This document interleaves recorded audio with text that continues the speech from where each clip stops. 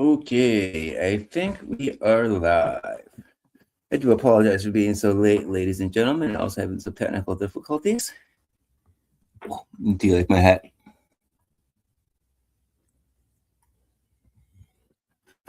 Welcome to a new edition of the Mr. FLIXTER Show. This week is a very special episode. I'm going to talk about the cultural and historical inspirations behind Star Wars. So, if you've been watching my show, you're familiar with my format. But if not, usually what I do is I talk about some birthdays or some deaths, whatever's going on that week, and then I do a little segment I like to call the Weekend Box Office Update. But because this is a special episode, I'm going to skip those this week, and I'm just going to keep it about Star Wars. So without further ado, I got a lot to talk about. It's going to be a good show. I'm really excited. It's Star Wars month. May the Force be with you. Roll the intro. Live from Niagara Falls, it's Mr. FLIXTER's show on Saturday nights.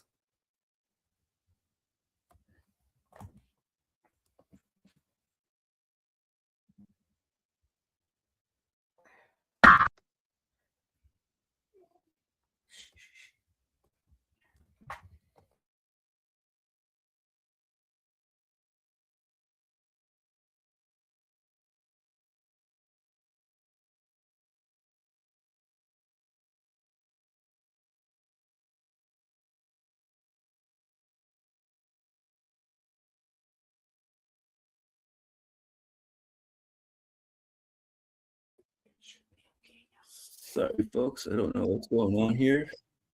Okay, let's try that again. Full screen though. Back this up. Okay, like I said, roll the intro. Welcome to my channel. Thank you for clicking on my video.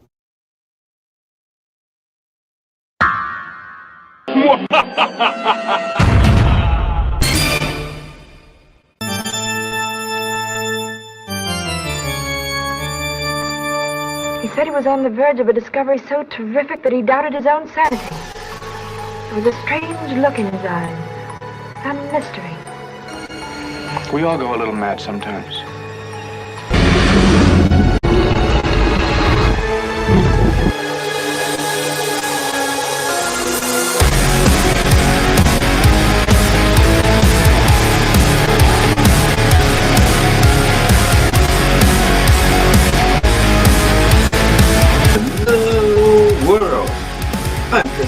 A.k.a. Mr. FLIXTER. Here to talk motion pictures. Mr. FLIXTER.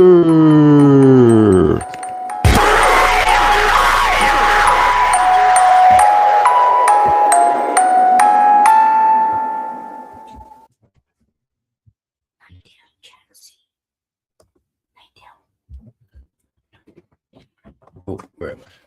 Oh, okay. Here I am. I'm back again.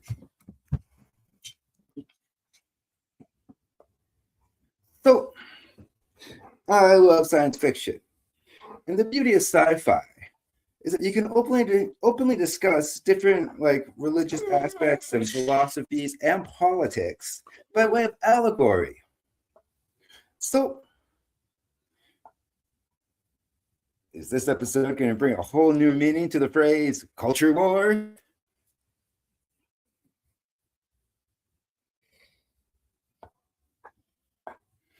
Okay, so I'm going to talk about a lot of different things here. We're going to talk about some religion, we're going to talk about some philosophy, we're going to talk about a little bit of politics, but I do have a little disclaimer I want to say before I start talking. Okay, so the following episode is not meant to endorse or disparage anybody's faith. It's simply to provide context about them for those who are unaware. I'm also not an expert in theology or anthropology or politics. I'm just fascinated by these topics. But this is a movie channel, so of course it's all going to relate to the movies. And I'm not expressing my personal opinions either. No. I'm just talking about the stuff I've researched. So take what I say with a grain of salt. Nothing I say is written in stone.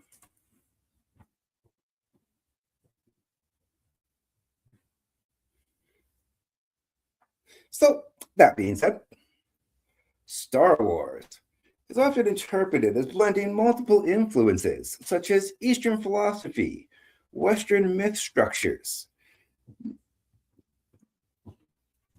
mysticism from the Far East, classical European ethics, like from the Romans and Greeks. And it's all told through an interpretive lens. So it all depends on how you look at it. Everything I'm saying, of course, is purely speculative. This is how I interpret it.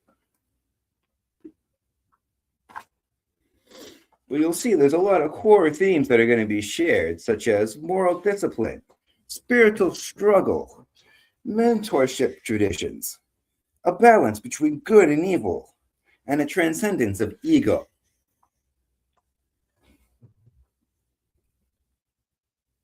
Okay, so I'm not sure if this is going to work. I'm going to try and share my screen with the desktop. I got a picture that I want to share. But of course, when I tried to upload it, I was having issues. That's part of the reason why I was so late. So let's just bear with me.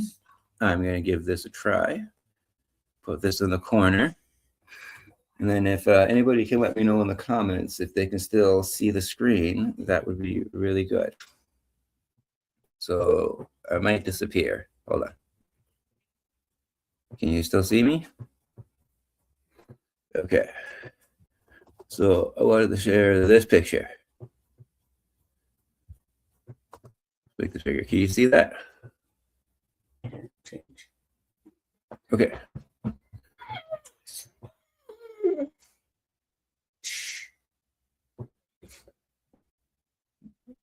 Okay, how about now? Is it working? Can you see a bunch of different symbols? Mm-hmm. Okay, cool. You're good. All right, cool. I'm glad that worked.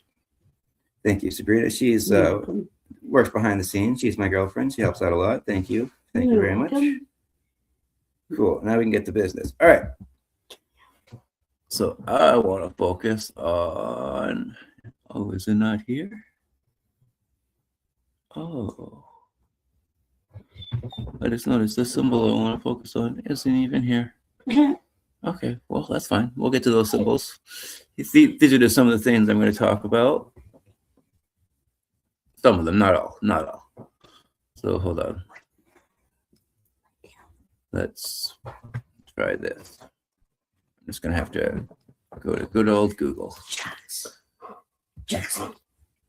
So sorry, folks, bear with me.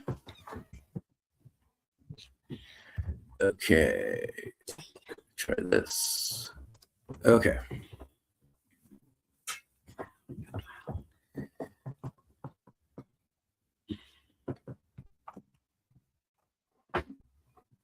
So the first topic I'm going to discuss tonight is Zoroastrianism. I want the symbol though.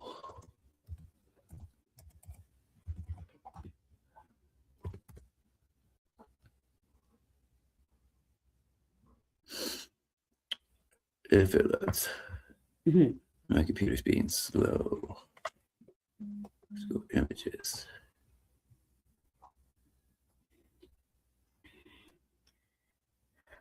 That's what I was looking for. This one's better. Okay. We're in business. View image. Okay. There we go. Cool. That's what I was looking for.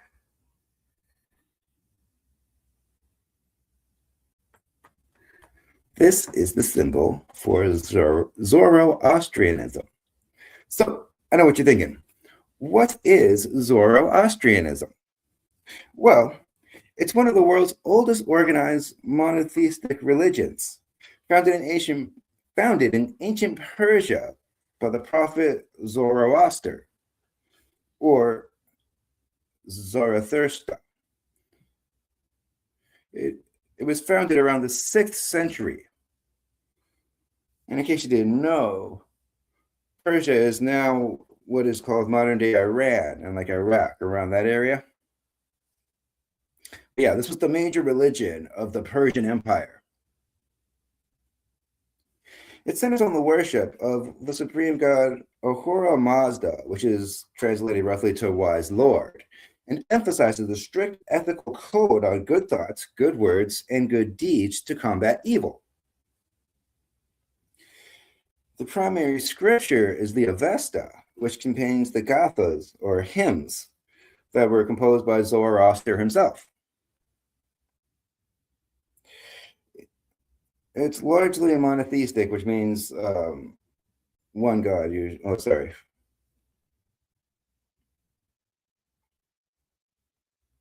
Put down the wrong thing there. The belief that, yeah, I was right. There's one God rather than many, whereas the Egyptians or the Greeks or the Romans had many.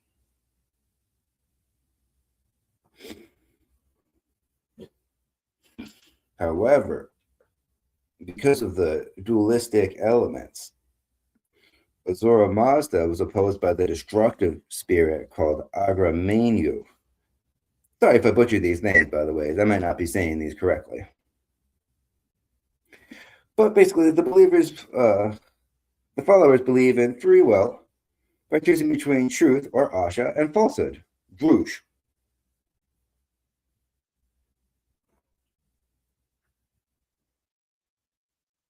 How does this connect to Star Wars? Well, there's the light versus the dark side, and this reflects the ongoing moral and cosmic conflict, and that ethical struggle between the opposing forces. Now, we're going to talk about Islam. Hold on. Go here, and now that one's here.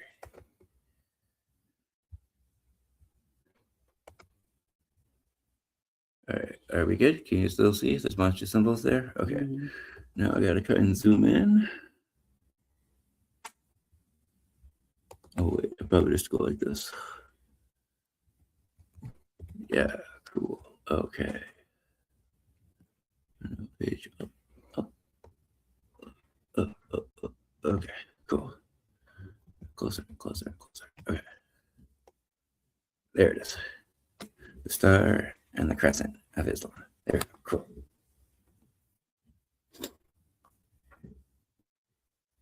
Probably get a little closer, actually.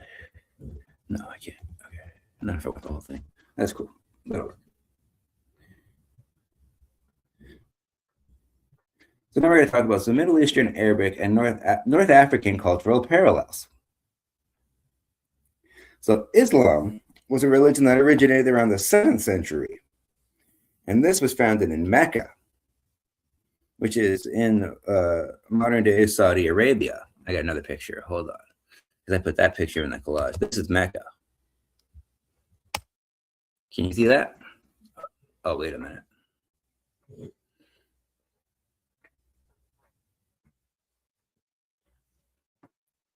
Are we good? I'm just getting another start. Oh, there we go. Yep. Cool. Black and white building. Yep. Cool. Okay. So this is Mecca, located in modern-day Saudi Arabia, but you can't enter this building unless you're a Muslim. Anyways, this all began with the Prophet Muhammad. Or Muhammad. Sorry if I butchered that. I might not be saying these names correctly.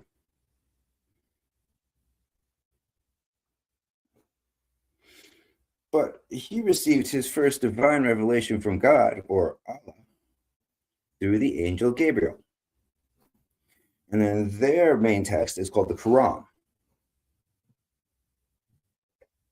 which they believe is the literal word of Allah. Quran means recitation, or the lecture. So this relates to Star Wars in a lot of different ways. Let's start with spiritual philosophy and the Force.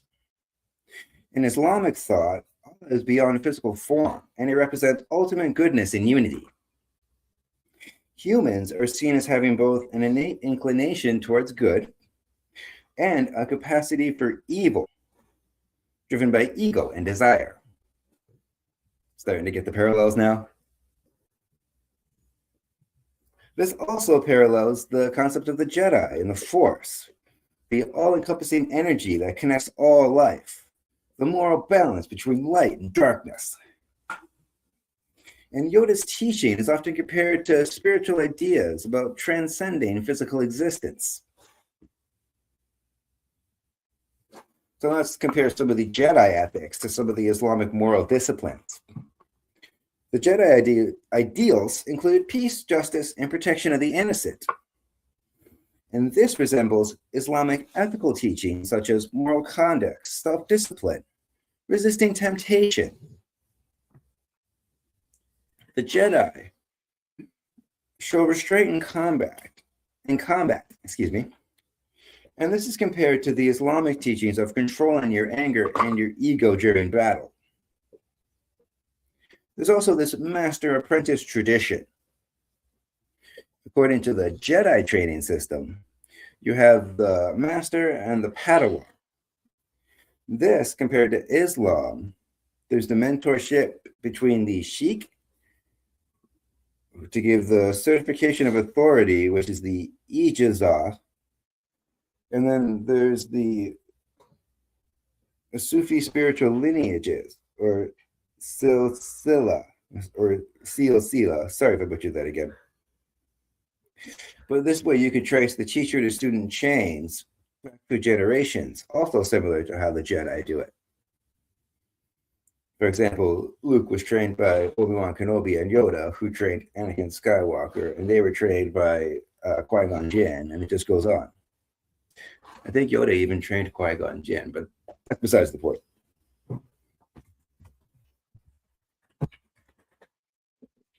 I think you see what I'm saying. Now I just want to talk a little bit about Sufism and mystical parallels, like meditation and spiritual practice. Hold on, let's go back to that symbol.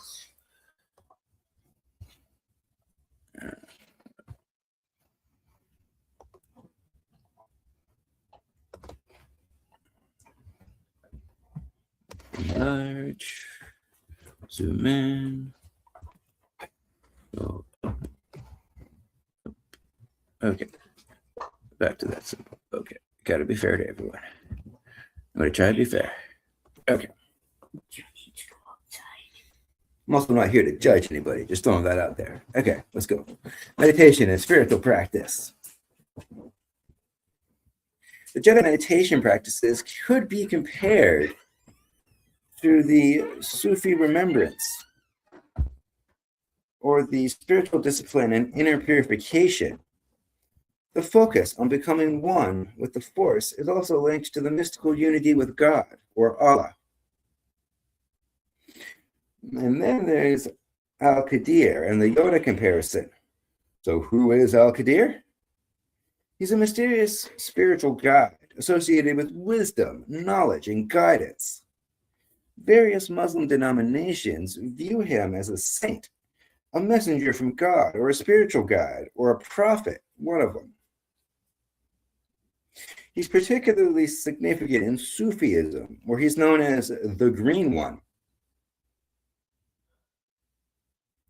Some of Al-Qadir's attributes include wisdom, immortality, and clairvoyance. Compared to Yoda, he's a wise elderly mentor figure who's green, and he guides heroes towards spiritual and moral growth. See the connections?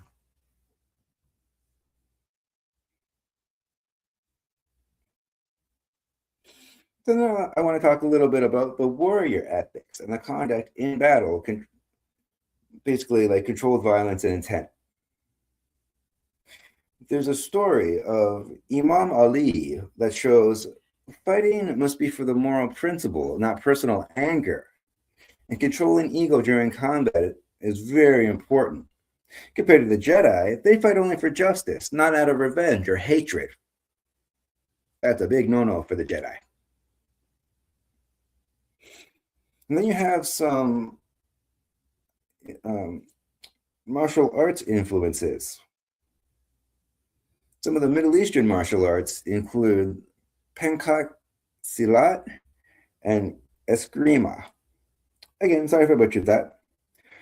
But they emphasize awareness, precision, and defense.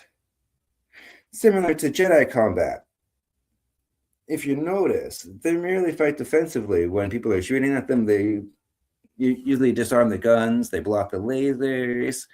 They only really get it when, like, only offensive when it's a one-on-one duel. But still, you see my point.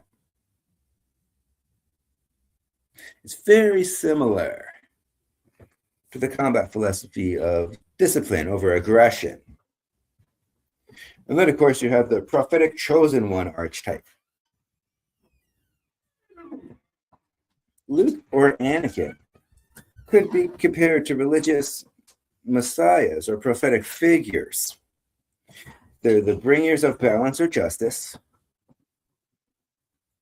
And the parallels could be drawn with the Prophet Muhammad as far as transforming a society from a tribal conflict to moral law and unity. That's as far as that goes. Then you have spiritual warfare, light versus darkness, the Jedi struggle between light and dark mirrors, that inner moral struggle of Islamic spirituality, the avoidance of ego, jealousy, fear, and hatred. In comparison, the dark side could be considered spiritual corruption or temptation away from righteousness, or sin. There's a couple of key aspects about sin in Islam too. Sin is divided into major ones, kabari, or minor ones, saghar. Saghar. Sagahir? Sorry if I butchered that. With major sins involving grave transgressions, like murder or adultery, and then, of course, lesser transgressions after that, like theft. But some Islamic terminology for sin include tahamd, intentional sin, khatiha, fault or mistake, or itham, willful transgression. See, there's different versions.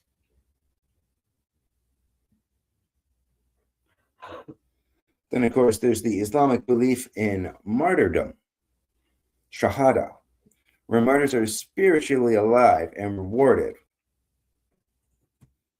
This is sort of similar to the Force ghosts. After Jedis die, they become one with the Force, and then they become that spirit made entirely of the Force. I always thought that was just why they called it the Force ghosts, you know what I mean? But this puts emphasis on life beyond physical death, and this continued spiritual presence or influence after death. See the connections?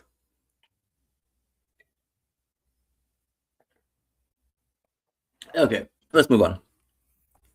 Let's see. I think the next one. Yeah, there it is. Next, I want to talk about Hinduism.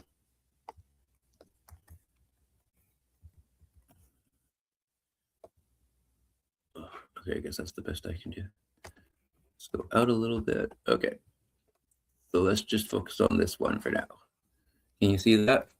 The Hinduism on the blue? Mm-hmm. Okay, we'll get, I'll just give it a minute before I start talking. Actually, what I'll do is I'll just make sure, see if there's any comments or anything. Nothing yet. No way, okay. Oh, let's go StreamYard. Okay, no comments, that's cool, that's cool. Just go to check too. Okay. Can you see the symbol on the screen? Yeah? Yeah, I can Yeah, get it. okay, cool. Well, I did.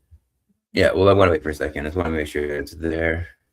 Yep. Okay, Hinduism. That's the Om letter. Hinduism, of course, originated in India.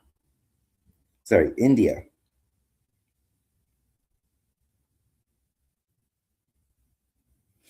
Star Wars is often compared to the ideas of the Vedanta, a major Hindu philosophical tradition rooted in Upanishads, or Sanskrit texts of the late Vedic and post-Vedic periods that document the transition from archaic ritualism of the Veda into the new religious ideas of institutions Their core idea is non-duality, avatra vedanta. Sorry, Vedanta. I'm really bad with these names. I'm so sorry. I apologize. So, anyways, their whole thing is reality is ultimately one unified whole. All beings are connected through the Brahman, or universal consciousness. The individual self, or Atman, is not separate from this ultimate reality. So again, this connects back to the force, the universal unifying energy. Jedi teachings emphasize inner awareness, emotional discipline, transcending ego by physical identity. We have Yoda's philosophy about mindfulness, detachment, and inner mastery. And these all parallel the Vedantic self-realization or path to enlightenment, or nirvana.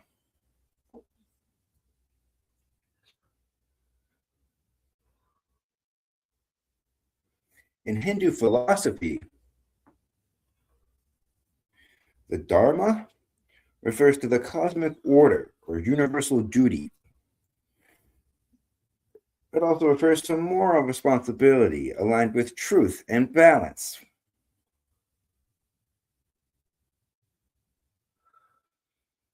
This all goes back to bringing balance to the force, of course.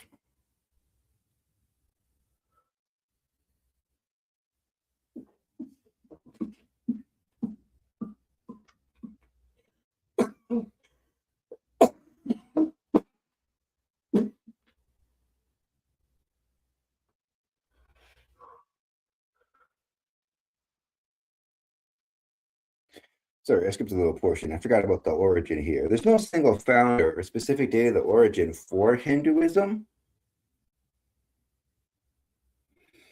but the traditions have been practiced for over 4,000 years, and it dates back to the Vedic period, which is about 1500 to 500 BCE.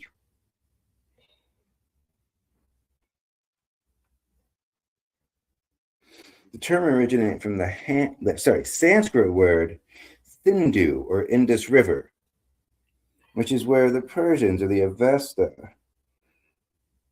is how they describe that region.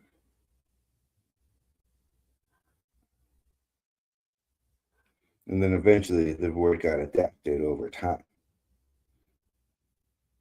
Okay, so now that's out of the way.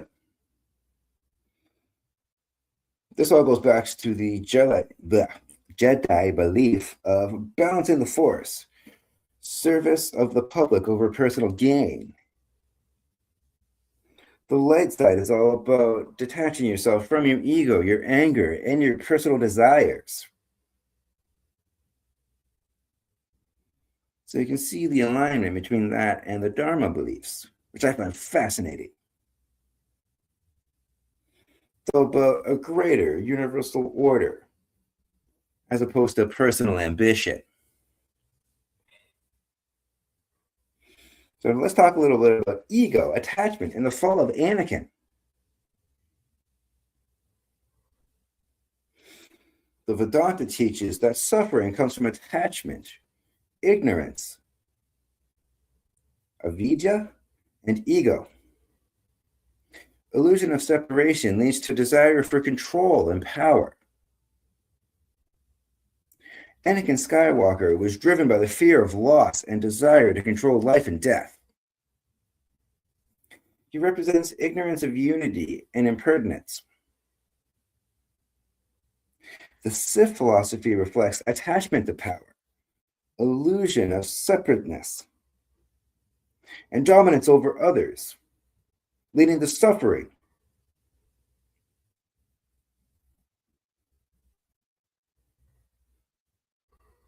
So Jedi training also resembles the spiritual discipline of emotional control, meditation-like practices.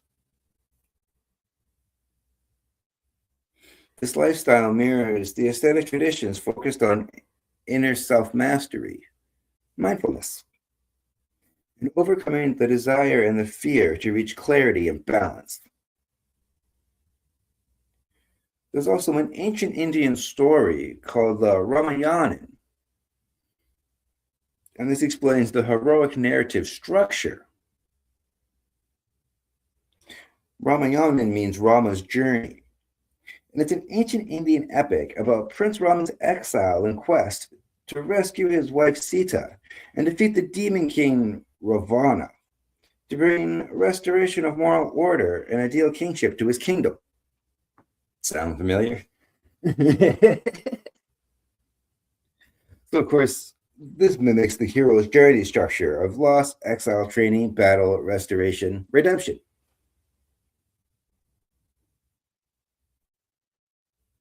There's also similar characters with similar roles. Like Rama is that ideal heroic figure, similar to Luke Skywalker. Ravana is the antagonist, and he's very similar to Darth Sidious, the Emperor. And then there's Hanuman, which is the loyal helper or ally figure, which could be comparative to Han Solo.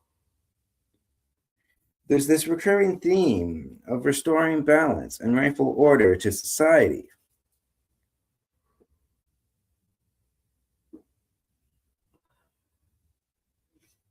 Then there's also some of the martial arts of India.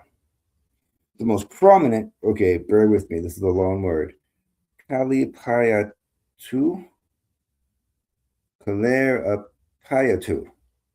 Yeah, I'm going to roll with that. It's often described the mother of all martial arts, along with the Silamba, which is the art of the staff, and the Gatka, which is the art of the sword. These are considered some of the oldest surviving martial arts systems, focusing on fluid movements in weapons training and high-level physical conditioning.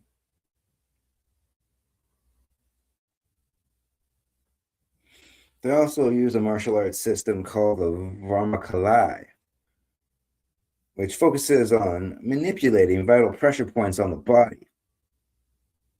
This all, of course, goes back to lightsaber battles, especially when you get to the double-sided ones in the prequel trilogies. It's very similar how they spin around and flex and, use the lightsabers. There's other martial arts too, and we'll get to that. But yeah, that pretty much sums up how it relates to Hinduism. All right, so I just want to make sure, see that we're still good. Nothing, no comments. That's cool. Okay, still connected. Good. Okay, cool. Moving on. All right, now let's talk about Chinese philosophy. So there we go. Taoism. Yin and Yang.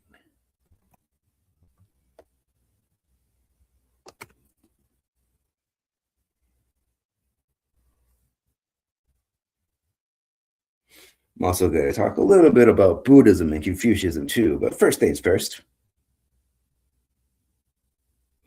What is Taoism?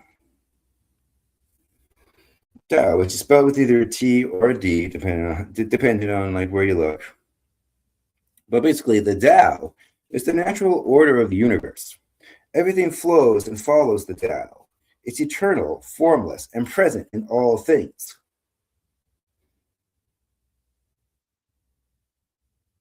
And then you have something they call Qi. Qi is the life energy present in all living things, connecting and animating everything. The life force of the world, if you will. And this, of course, is similar to the Force, the energy field that ties all living things and binds the galaxy together. You also have the idea of yin and yang. The idea of opposite forces are actually complementary, interconnected, and interdependent in the natural world. You can't have one without the other. Okay. So yin is the passive, receptive, dark. This side, that's yin. and yang is active, dynamic, light. That's yang. The balance between these forces is essential to harmony, which parallels the light and the dark side of the force. Balance is necessary to prevent chaos in the galaxy. See how it's all connected? It's amazing how many cultures have a lot of similarities, but they didn't talk to each other at the time because they couldn't.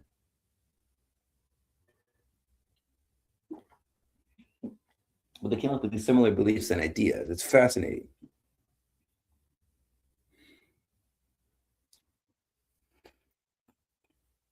So when it comes to the Taoist practice and Jedi-like abilities, Taoists believe in the internal cultivation practices that are associated with energy manipulation, healing, meditation, awareness, and discipline of the mind and body. Some legendary Taoist figures are described as having abilities like foresight, healing, and extraordinary physical control, not unlike what the Jedis can do.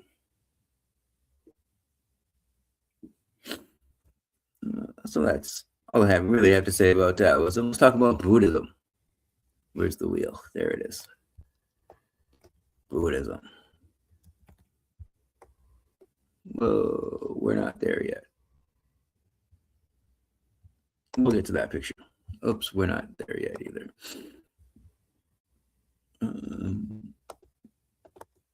Back to my symbols. Okay.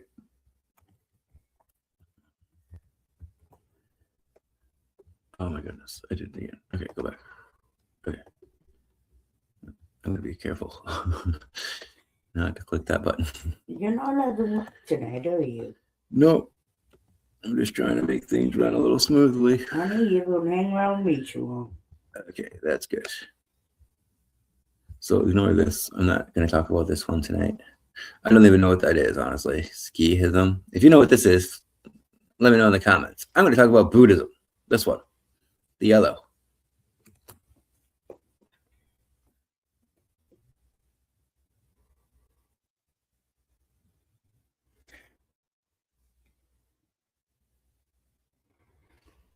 Buddhism is all about the nature of suffering. Some of the core Buddhist concepts include the dukkha, suffering or dissatisfaction is a part of life. There's the tanha, or the attachment and craving that causes suffering. And then there's the anicca, the impertinence of all things. This leads to three poisons, and those are greed, hatred, and ignorance. Sound familiar? This connects directly to Star Wars because of what Yoda teaches Anakin in The Phantom Menace.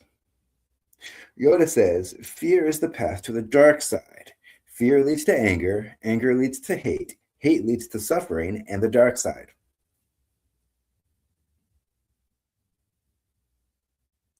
So how does Taoism differ from Buddhism? Well, Taoism believes in harmony with nature, the acceptance of the world as it is, and flow with life rather than resisting it. Where in Buddhism, the goal is liberation from suffering, detachment from worldly existence, and transcendence of desire and illusion.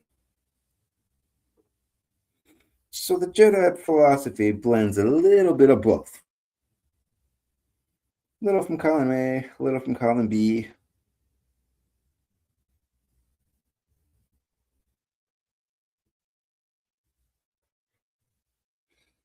Sorry, I'm getting ahead of myself again. Buddhism originated in the 5th to 6th century. It's sort of debated. And it was founded in modern-day Nepal or India. And it was founded by Siddhartha Gautama, the prince who eventually became the figure known as the Buddha, or Enlightened One.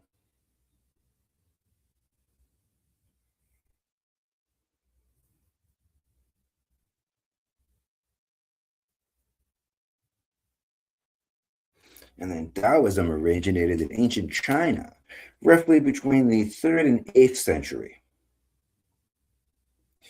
And traditionally, they say it was founded by Lao Tzu or Laozi. Again, sorry if I butchered that. And they have the traditional text, the Tao Te Ching. Still a little bit of history for you. It's all relative. Well, it all relates, I should say. So yeah, like I was saying, the Jedi both take the Taoist balance and harmony with the Force, and they also take the Buddhist detachment from emotional attachment and ego. So let's talk about Confucianism.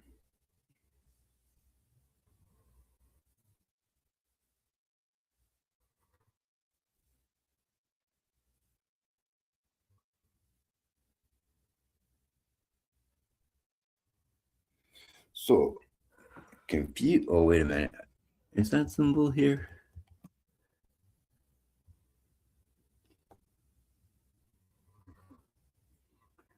Don't think. Oh, it is. There it is. Cool. Confucianism. Oopsie. Oh, I'll get to the Nazis. Just wait.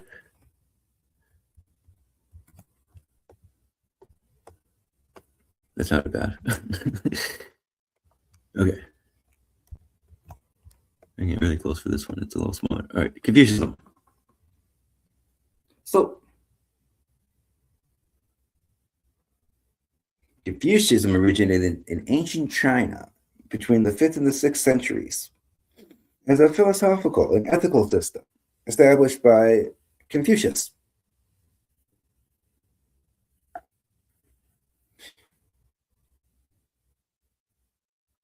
A little bit of history.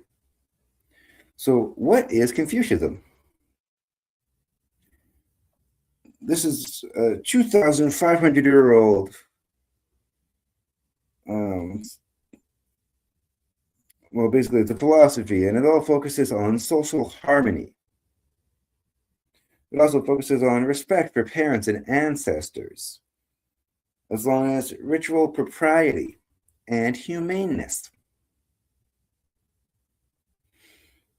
Rather than a strictly organized religion, it's more of a way of life, emphasizing education, moral cultivation, and hierarchical harmonious relationships. It's often described as an all-encompassing way of thinking and living, and it shaped the social structure and personal ethics of East Asia for over 2 millennia. So we're going way back here. These are some of the earliest traditions of humans, which is fascinating to think about. Some people still live by some of these beliefs, and they still relate to humans today. That's truly timeless, if you ask me. This is why I love history so much, and it's a shame that none enough people know history nowadays. Okay, that's my rant. Back to the topic at hand.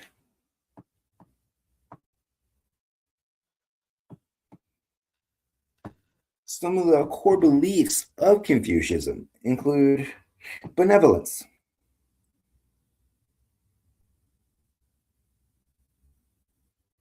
and this social hierarchy that I was talking about.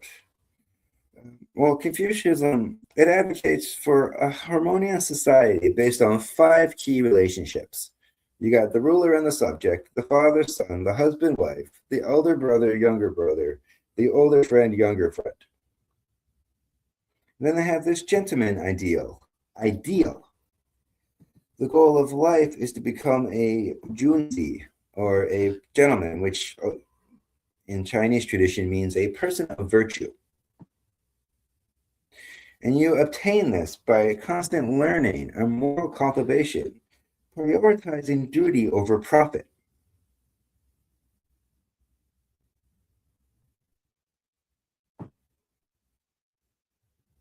Historically, this ideology of China during the Han Dynasty heavily influenced a lot of the cultural values that still go on in other countries around China, like Korea, Japan, and Vietnam. So they inspired other countries how to live too.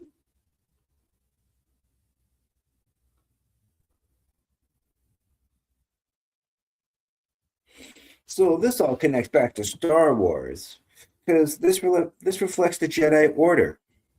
They also have this strict hierarchy of masters, knights, and Padawans. They have this duty to serve and protect society. They put an importance on mentorship and moral instruction. Because they say if you're too old, you can't learn to become a Jedi. You have to be a certain age before you start. Otherwise, you can't do it. You have to have that mental acuity, I guess. At certain ages, you can learn more. I'm not quite sure how that works. But anyways, it's all about personal discipline and growth for social order. Then, of course, you got the influence by Chinese martial arts. Some of the more well-known ones that you might recognize are Kung Fu, and then there's Wushu. They're a diverse collection of fighting styles, developed over centuries in China, characterized by techniques like Shaolin, Wu-Tang, Tai Chi, and Wing Chun. They're broadly divided into external styles. Different ones focus on different things like speed or muscle, and internal styles, which focuses on your inner chi, which basically, that's all about how you harbor your inner strength to make it as strong as your outer strength, if that makes sense.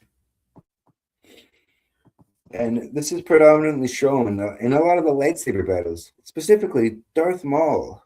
He notably uses Kung Fu. That's one of the things the actor said he trained in for that fight scene in Phantom Menace.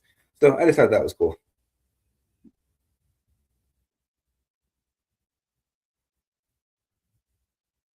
So these different Chinese philosophical traditions contribute to Star Wars because Taoism relates to like the Force and that yin-yang duality. Buddhism is all about attachment, suffering, ego, and emotional discipline. Confucianism is all about the Jedi structure, the hierarchy, the duty, the mentorship.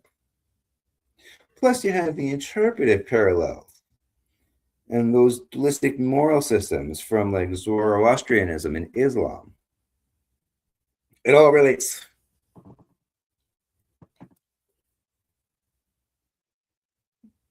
All right. So that's all I have to say about China. Oh, way too far. Okay, let's just go back to here. Any comments? No comments. Okay. Okay, so let's go back. Yeah. Okay.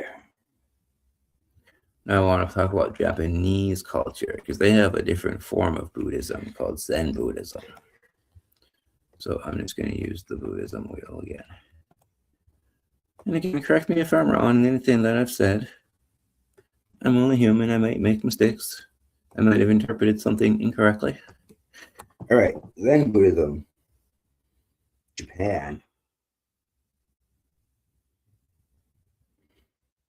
And also, I'm going to talk a little bit about samurai traditions. Because samurai culture and Jedi order go hand in hand. George Lucas has expressly told people in interviews that he was very influenced by samurai culture when it came to the Jedi Knights. More specifically, the samurai of feudal Edo Japan. Edo. Sorry if I butchered that. I'm pretty sure it's Edo. So who are samurai? They were warrior guardians, enforcers of peace and order, and figures trained in both combat and discipline. Actually, let's get a picture of a samurai up here. Let's do that instead. So let's go here. Let's go here. Go.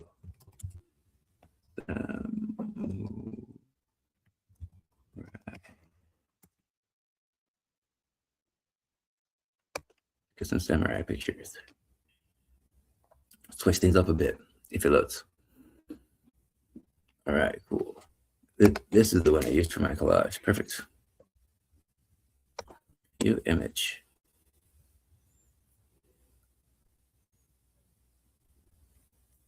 There we go. That's a samurai.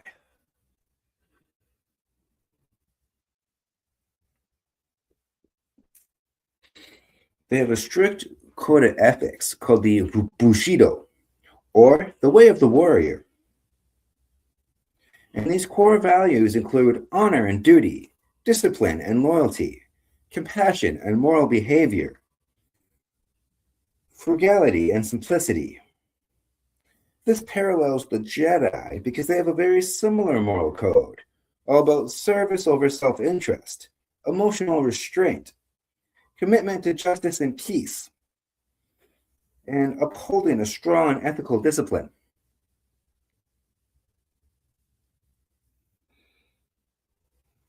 And then eventually what happened to the samurai is some of them became ronin, or independent, or basically a samurai without a master. They often wandered the lands without allegiance. They sought purpose or employment, but sometimes they became vengeful and independent because they didn't make as much money as some of the other samurai did. So this, of course, ties directly back to the Sith. How some of them get strayed down the wrong path. They act outside the formal order, searching for direction and purpose, but don't always make the right choices. So let's compare Zen Buddhism with Jedi philosophy. What is Zen Buddhism? Well, this emphasizes non-attachment, inner discipline, compassion without emotional dependence, meditation to mindfulness, emotional control, inner calm under pressure, and mental discipline to have compassion and attachment.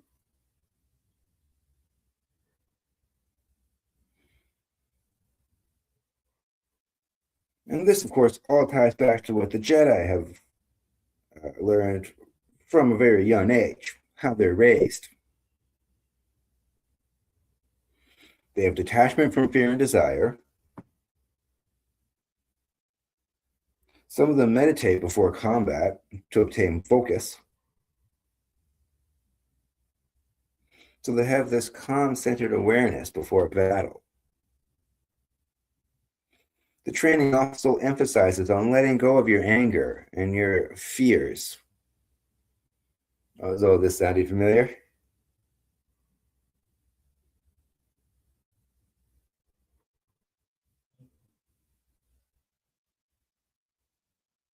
This all leads to this is all things that you have to do if you want to achieve nirvana. Which in Star Wars, I take that as when they pass away, they become one with the Force, like I talked about. Then you have what's called the wabi-sabi philosophy. And these values include imperfection, impermanence, simplicity, and acceptance of natural decay, which reflects the Jedi because they're all about minimalism. They accept change and loss. They also strive for a non-materialistic living. You can also see the inspiration reflected in the in the Jedi robes. They're like traditional Japanese garments. And the lightsabers could be likened to katana swords. Darth Vader's helmet even resembles samurai armor. The term Jedi is often linked to Jidaigeki, which roughly translates to Japanese period dramas about samurai.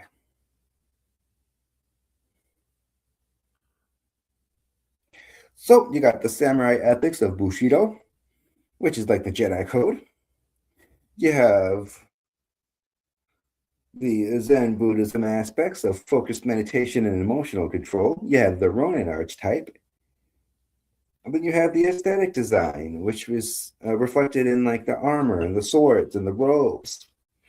Plus, there's the wabi-sabi philosophy. So that's all I have to say about Japan. Let's go to the next symbol. It's over here. Okay. I'm going to talk about Judaism. Oopsie, that's Mecca. I've already talked about Mecca. Okay, Judaism.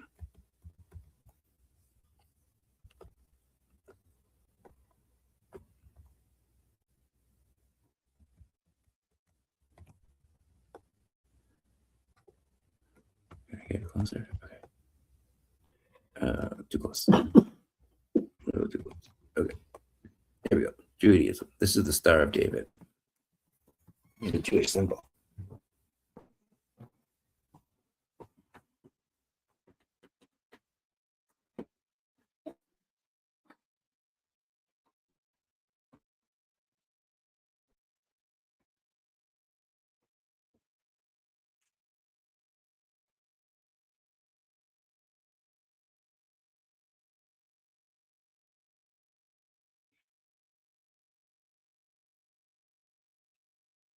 Sorry, I lost my place. Hold on. Okay, here we go. Cool. Got it. So, the Jewish scripture is called the Torah. It's often called the Pentateuch or the five books. Sorry if I butchered that. Excuse me, the five books of Moses. And it's the foundational sacred text of Judaism. It comprises the first five books of the Hebrew Bible, which is Genesis, Exodus, Leviticus, Numbers, and Deuteronomy, containing foundational narratives, history, and 613 commandments, or mitzvot, revealed by God to Moses on Mount Sinai.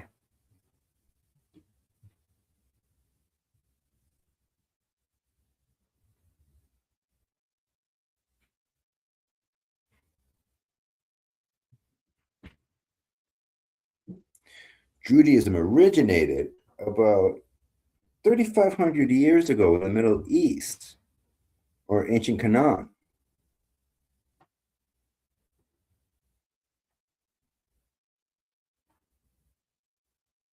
It was formally established through Moses. That's what they say.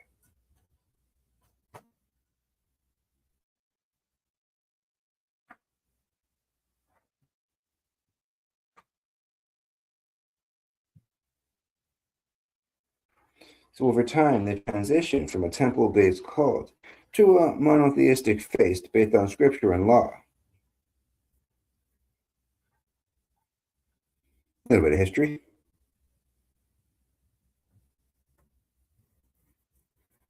The Torah means teaching or instruction or law. So the forest also has connections to Jewish concepts of God. The force is compared to Jewish ideas of divine presence. God is present in all creation, a sustaining invisible force that connects life. So, in Star Wars, of course, the force is this all-permeating energy that resembles the idea of divine presence in the world and a unifying spiritual reality that sustains existence. So let's compare a little bit of Jedi ethics with Jewish moral laws. The Jedi Code emphasizes self-discipline, moral responsibility, ethical living, and restraint. Judaism emphasizes living according to ethical commandments, or mitzvah, choosing between good and evil inclinations, Yetzer Havtav, and Yetzer Hara. Again, sorry if I butchered these terms. And pursuing righteousness and moral accountability. Judaism also focuses a lot on good versus evil within the self. Jewish tradition teaches humans contain both good and evil impulses. Moral life is about choosing between them. So, of course, this ties into the Jedi-Sith duality again, the light side versus the dark side, that internal moral conflict that drives the Jedi characters and the decisions they make.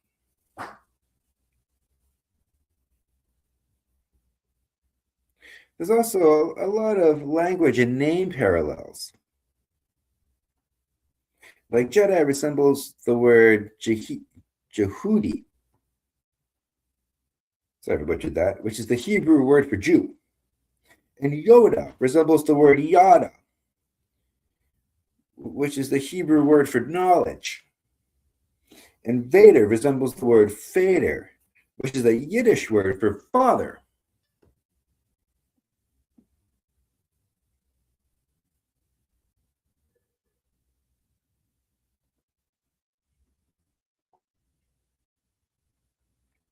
There's also very similar cultural traditions and learning structure.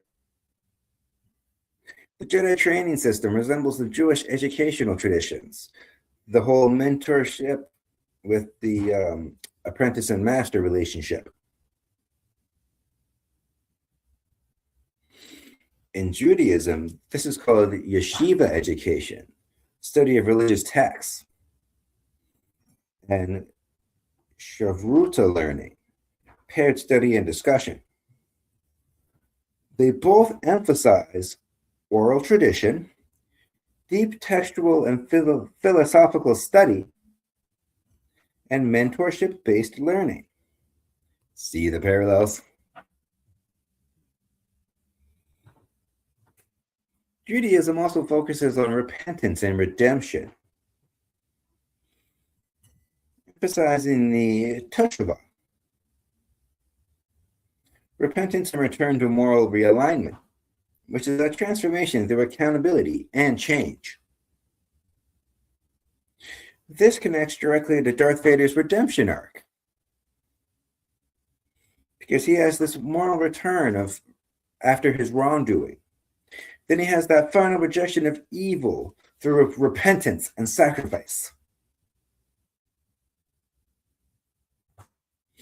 The story of the original Star Wars, A New Hope, that is also very similar to the story of Hanukkah, if you think about it. The Hanukkah story involves a small group resisting a powerful empire. They struggle for religious freedom, and it's about the restoration of a cultural and spiritual identity. Sound familiar?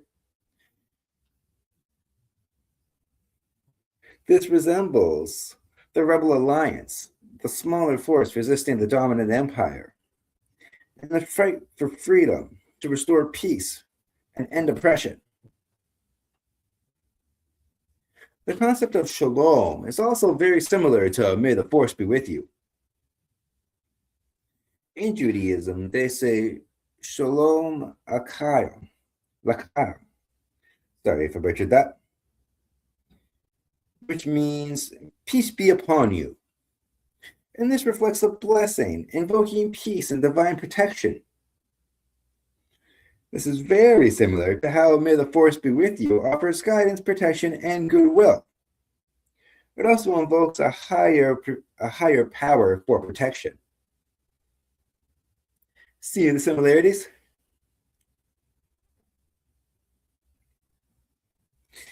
The Jedi way is also very similar to Jewish mysticism or Kabbalah, which describes a unified divine structure behind reality and layers of spiritual meaning within existence. So, of course, this all goes back to the Force being a unifying, underlying reality. That spiritual energy connecting all things. And that is how Star Wars connects to Judaism. Now I'm going to see if there's any comments. Let's go here, go here. Okay, no comments. That's cool. That's cool. Okay.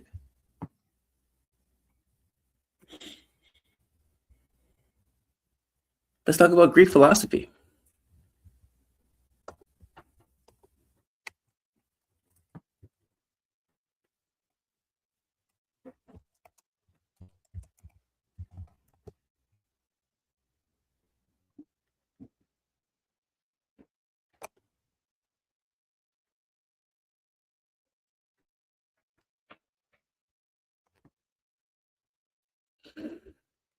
I'm going to talk a little bit about Stoicism.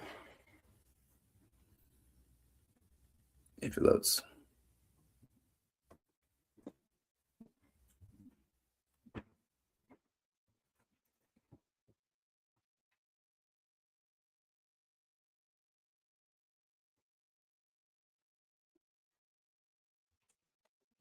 Okay. What is this? That's not what I typed in. Go back. Did I click something? I didn't mean to do that. Go back. Go back. There we go.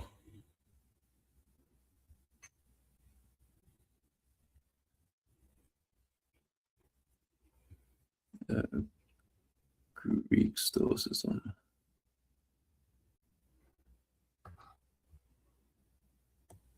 Okay, that works for me.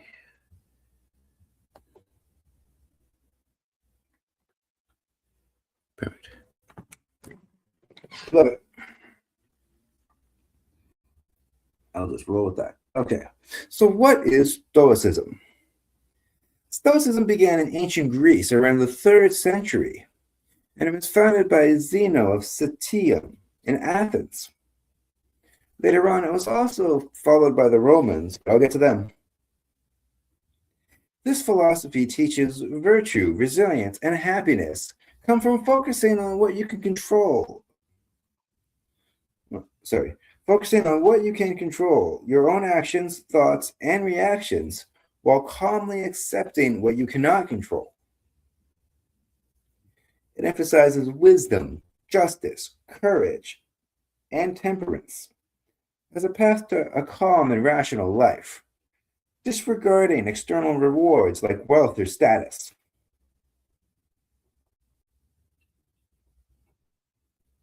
Some of the core principles of Stoicism include the dichotomy of control, that fundamental idea that some things are up to us, our opinions, our desires, our goals, and others are not, like our health, the weather, our reputation, other people's actions. There's things that we just can't control. And misery comes from trying to control the latter.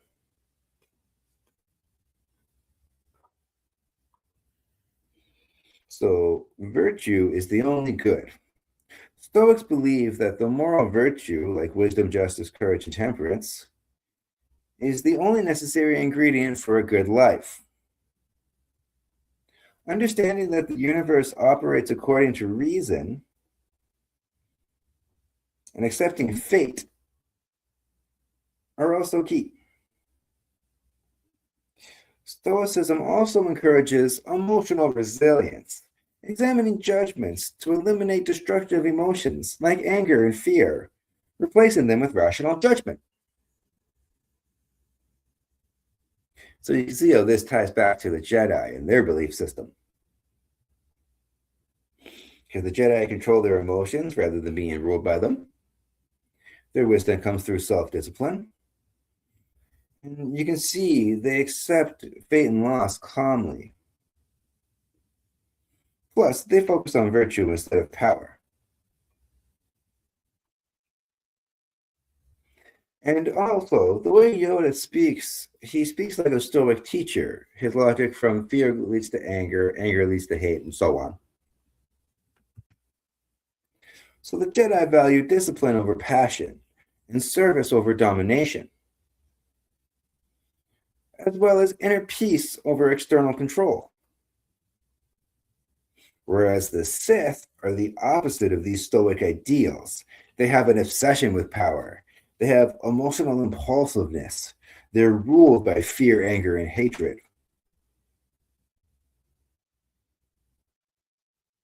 So in a way, the fall of Anakin Skywalker reflects what Stoics warn against, because he's got that fear of loss, uncontrolled, uninhibited emotions, unhinged, if you will. And he's attached to overriding reason. His anger is his downfall. It leads to his self-destruction, especially in Episode 3, Revenge of the Sith. If you think about it, the downfall is also because his inability to master himself. So let's talk about Socrates. His core philosophical ideology was the Socratic method, which is a form of cooperative argumentative dialogue to stimulate critical thinking and illuminate ideas by asking questions, exposing contradictions in someone else's belief. Socrates is known for saying the quote, "All I know is that I know nothing." He believed that true wisdom lies in recognizing one's own ignorance. He argued that virtue is the ultimate good and is synonymous with knowledge, while evil acts are committed solely out of ignorance. He taught that the highest priority should be the moral improvement of the soul, rather than the pursuit of material wealth or reputation. He insisted that the daily self-examination and questioning of assumptions are essential for a meaningful human existence. So this ties back to Jedi training, because the Jedi are required to look inward and confront their fears, anger, and arrogance. The ultimate failure of the Jedi is their lack of self-examination, which Anakin also does. Well, he's guilty of it.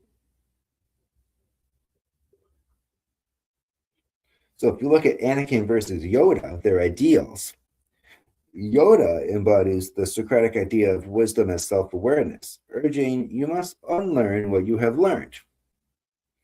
Anakin's downfall is that failure to control his more passionate sides.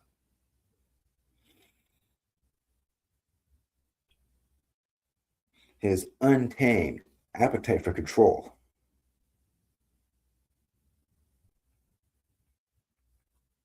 Socrates also argued that evil is not caused by malicious intent, but by ignorance of what is actually good. So, in other words, you didn't really know any better.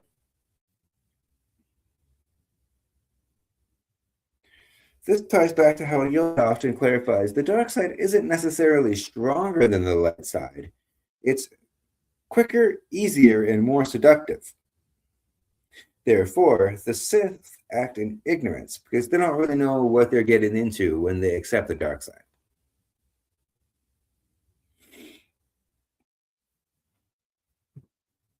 So, of course, Plato was a student of Socrates. And Plato's influence is all about how the Jedi closely resemble the Guardian class from the Republic by Plato. And he describes warriors/philosophers trained from childhood, detached from wealth and ambition, and protectors guided by wisdom.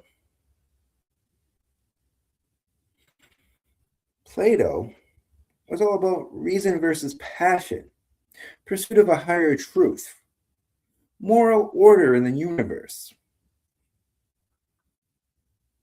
republics collapsing into tyranny.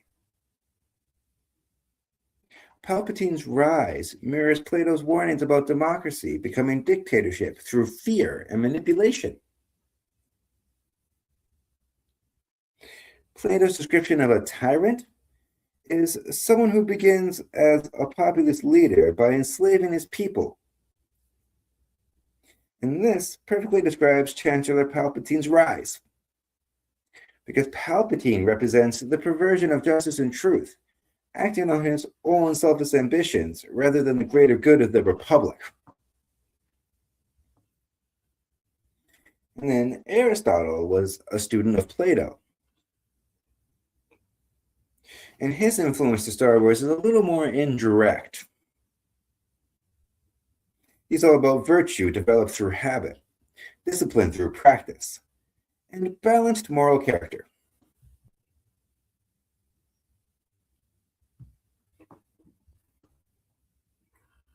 And this appears in the Jedi training of self-mastery.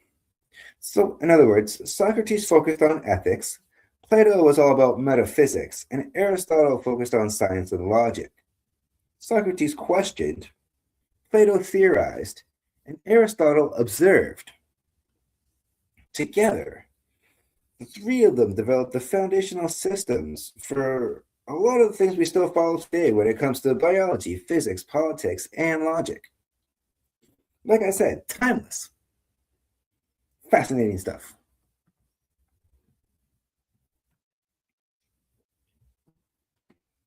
So that's all I have to say about philosophy. There's also a lot of connections to Greek mythology. But let me just see if there's any comments or anything. Hold on. Where are we? Oh, I have a lot of tabs. I don't need this. I don't need this. I don't need this or this or this or this. Okay. Here we go. No comments. Okay, cool.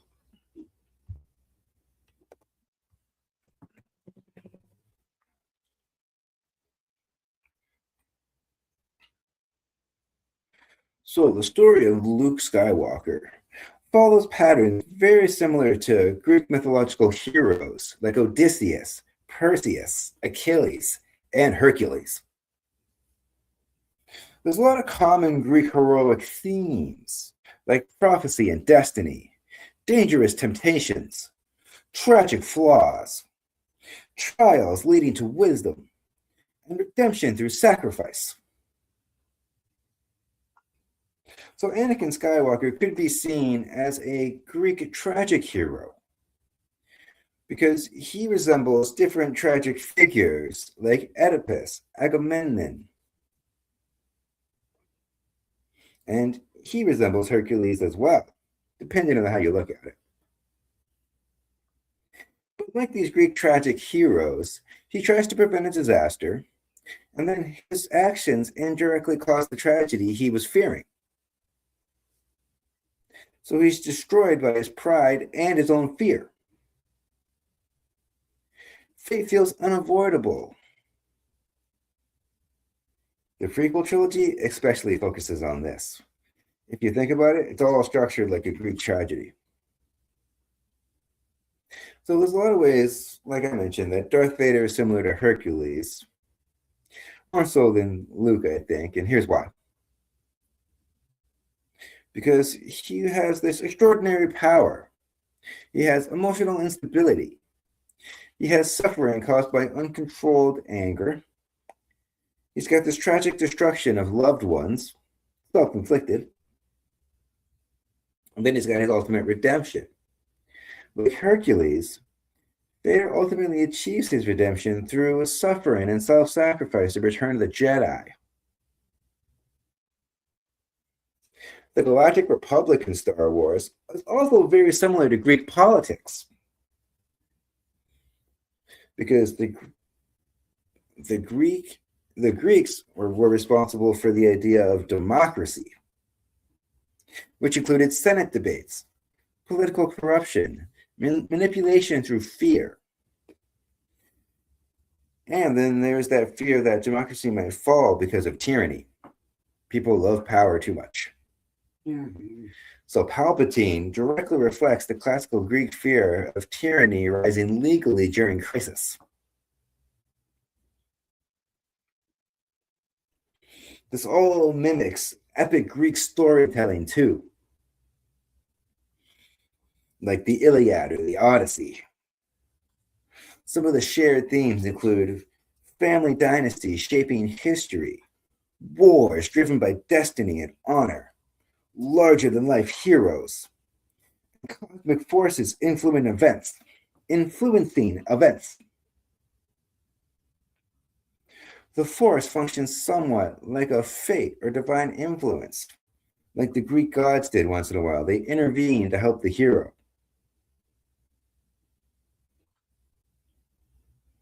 There's some classical visual influences as well.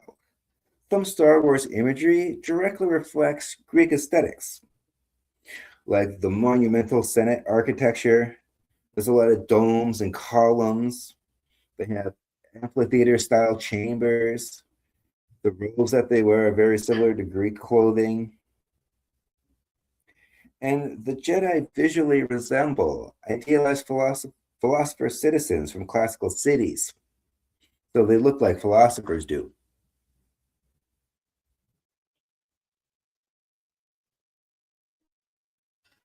So that's about all I have to say about Greece. Moving on. Let's talk about Christianity. I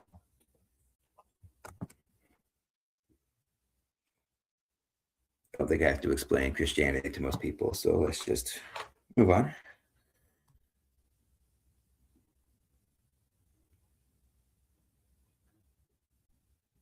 Well, George Lucas often describes Star Wars as being spiritually broad, rather than specifically based on one religion or another. If you look at the series, it does contain many themes that resemble Christian ideals and biblical storytelling. For example, there's the Chosen One and Messiah themes. Anakin has a mysterious origin of immaculate conception. His mom describes that he has no father. She was just pregnant one day. There's the prophecy about bringing balance. There's the fate of extraordinary destiny and belief that there's this one true savior of the galaxy. Starting to sound familiar? So this parallels Christian ideas surrounding Jesus Christ, and Anakin Skywalker is a tragic fallen figure rather than the perfect savior. He becomes spiritually corrupted, falls into evil, and gets redeemed through love and sacrifice. He's saved by his son. Sound familiar? One of the clearest Christian themes in Star Wars is that redemption arc after great sin.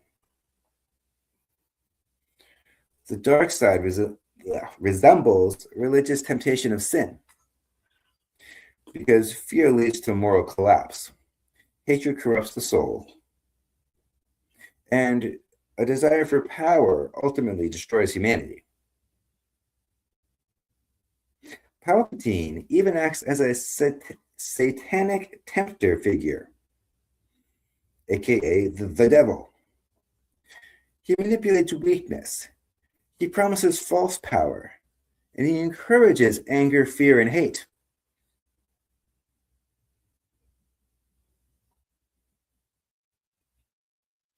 And if you think about it, the Force also resembles spiritual faith because it's invisible but real and can be felt. It connects to all living things, and it requires trust and belief. You have to have faith in the Force. That phrase, "may the Force be with you," also resembles religious blessings like "peace be with you." And like I said before, it's all about, like with Judaism and Shalom, it's all about the higher power protecting you from outside forces.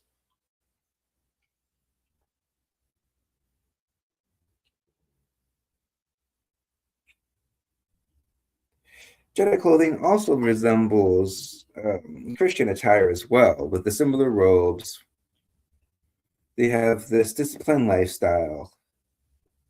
They have this devotion to spirituality. They have restrictions on attachment. And Christianity also focuses on the mentorship, apprenticeship, relationship. There's a lot of ships there.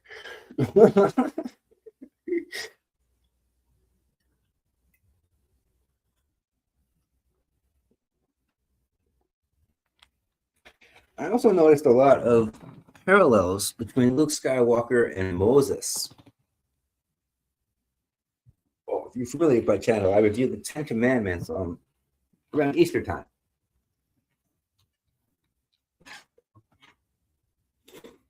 So if you're interested, you can watch my review on that.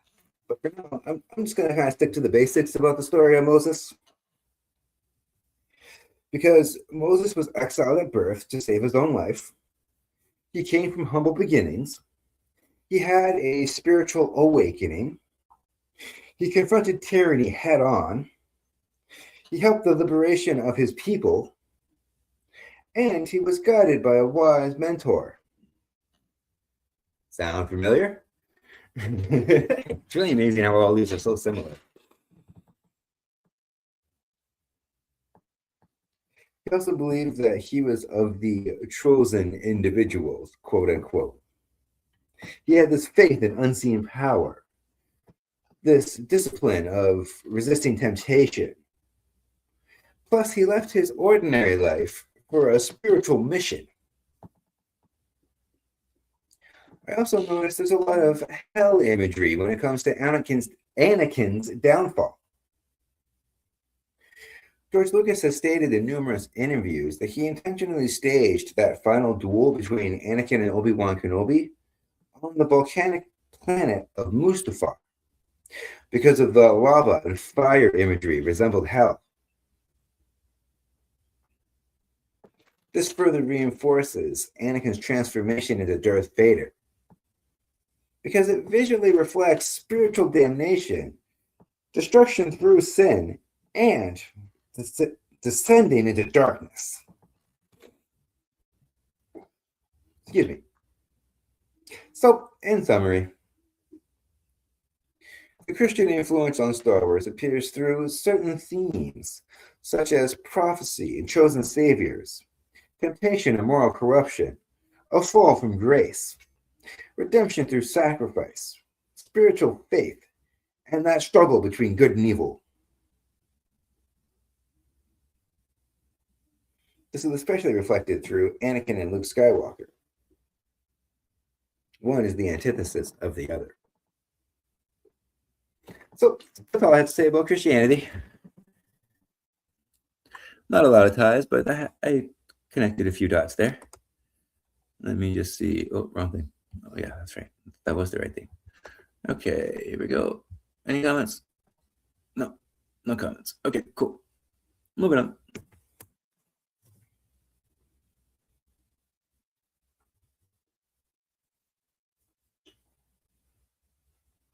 Let's talk about Rome.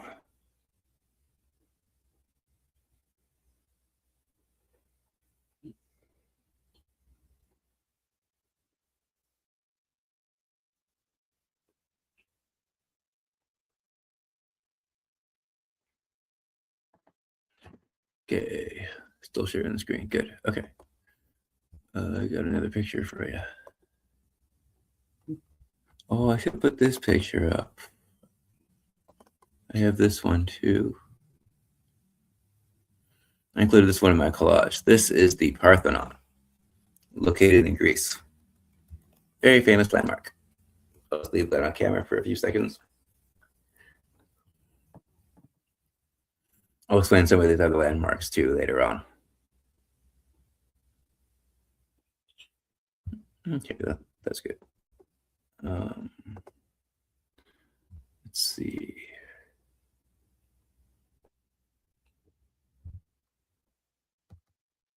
I think it's here.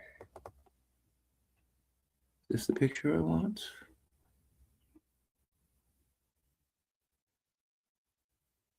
Yes, indeed.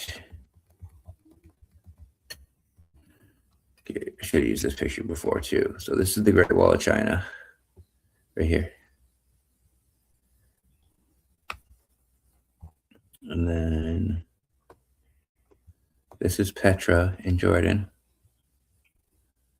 These are the Egyptian pyramids, of course. That's Machu Picchu in South America. The Incas. That's either a Mayan or an Aztec pyramid. And then here's the picture I wanted to share. This is the Colosseum in Rome. Maybe I can get a better picture than that, actually.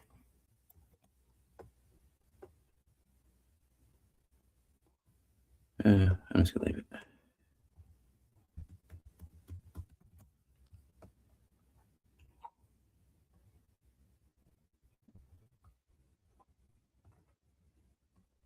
Okay, that works. The Colosseum, Rome.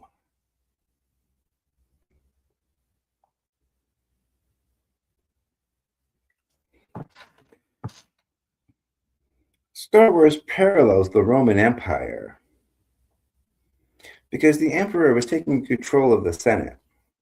Senator Palpatine was calling for a war against the Separatists and the Jedi.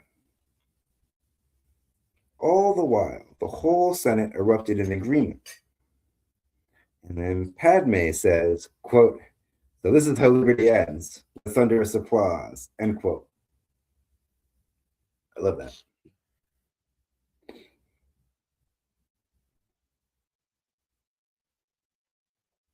So there is this connection between Star Wars and the Roman Empire, but it's more of a conceptual sense. It's not like direct references or anything like that. George Lucas actually had something else in mind when he was thinking of Senator Palpatine's rise to power, but I'll get to it. I'll get to that. The most defensible connections, however, are how the Republic got a centralized ruler. The Galactic Republic collapsing into authoritarian rule does resemble many historical transitions, including Rome's shift from a republic to an empire during the late Republic era. This is the general political pattern, not a direct reenactment. So basically, power was consolidated through crisis.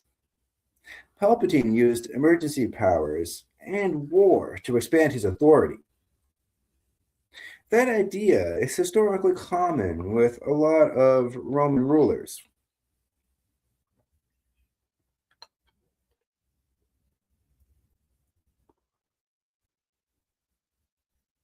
The Galactic Senate becoming symbolic, while real power shifts upward, is similar to how the Roman Senate's authority diminished under the emperors over time.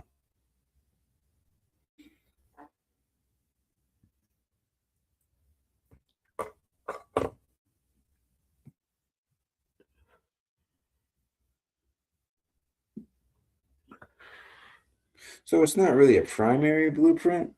It was more of a people started noticing differences afterwards kind of thing.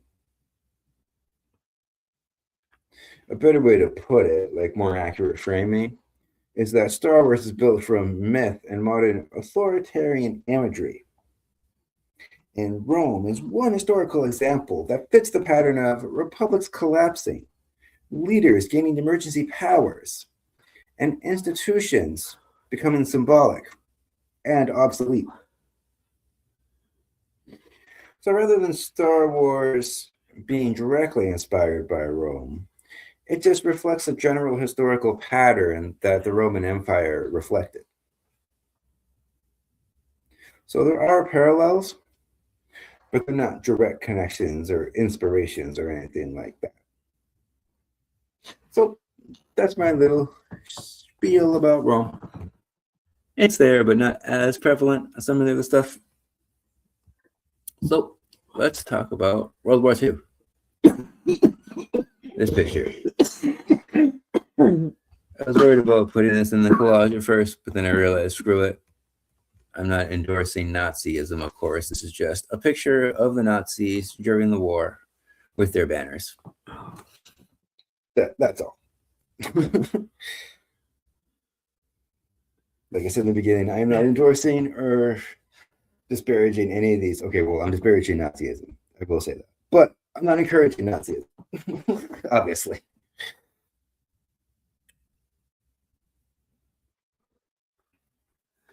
But interestingly enough, the word stormtrooper, sorry, I'll try that again. The word stormtrooper itself was coined in Nazi Germany. It originally referred to the elite troops, or Sturmtruppen. Try that again. Sturmtruppen of the German army. Sorry if I butchered that. It's a term that first found its way into English language somewhat later, around 1931. So George Lucas took the term stormtrooper directly from the Nazi term.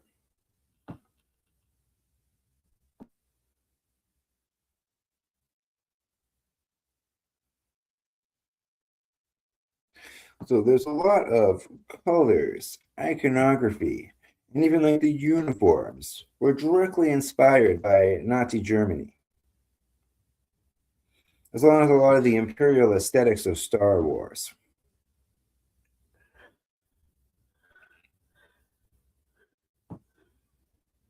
If you're based off this photo here, there's a lot of images of Star Wars that are similar to that image, especially with the stormtroopers all lining up and getting onto the different starships. The biggest influence is the look and the feel of authoritarian regimes during World War II, especially Nazi Germany. So, what is fascism? The term originates from the Italian fascis, which is a bundle of rods and an axe, used by Benito Mussolini to symbolize strength through unity and obedience to the state. Fascism is a political system where a powerful leader or government has strong control over the country, limits opposition and freedoms, and promotes extreme nationalism. It usually values obedience, military strength, and loyal to the nation above individual rights.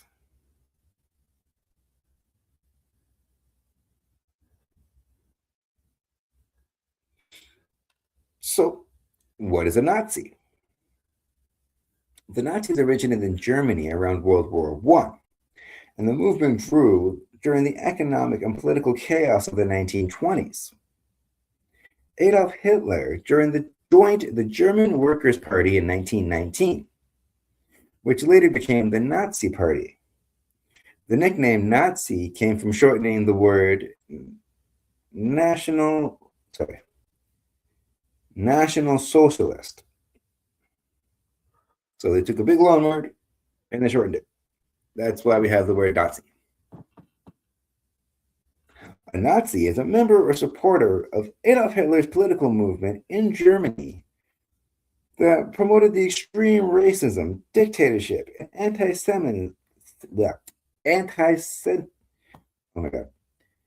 anti-Semitism. There we go. Which was directly responsible for World War II and the Holocaust. Hitler and the Nazi regime are widely considered a form of fascism. Nazi ideology combined with fascist ideas such as dictatorship, extreme nationalism, suppression of opposition, and militarism, directly correlate with how the empire is run. Palpatine's regime uses rigid military uniforms, large-scale parades and formations, overwhelming symbols of state power, and fear-based control of society. These echo visual elements of Nazi rallies and fascist state aesthetics.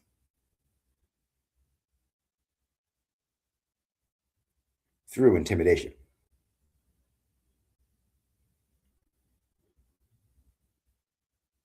So the stormtroopers become this faceless, standardized soldier, and it symbolizes the industrialized warfare. They're all instruments of this authoritarian state. Also, George Lucas has stated in numerous interviews that these space battles, especially in the original trilogy, 4, 5, and 6, were modeled after World War II dogfights. If you take the footage from like World War II and footage of some of the fights, it's actually almost a direct like one-to-one comparison. It's pretty cool if you look at it. You can find the stuff on YouTube. I'm not going to play the clips because copyright. I'm still worried about copyright claims.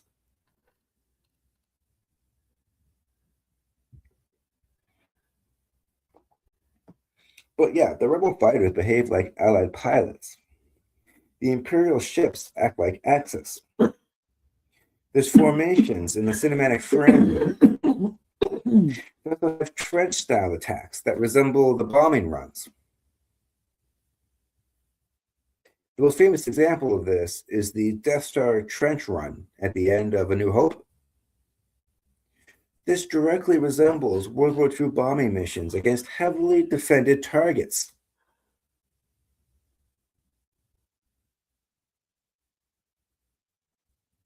Also, the Empire's tactics often resemble World War II era war concepts, such as massive fleets, industrial scale production of weapons, and suppression through fear technological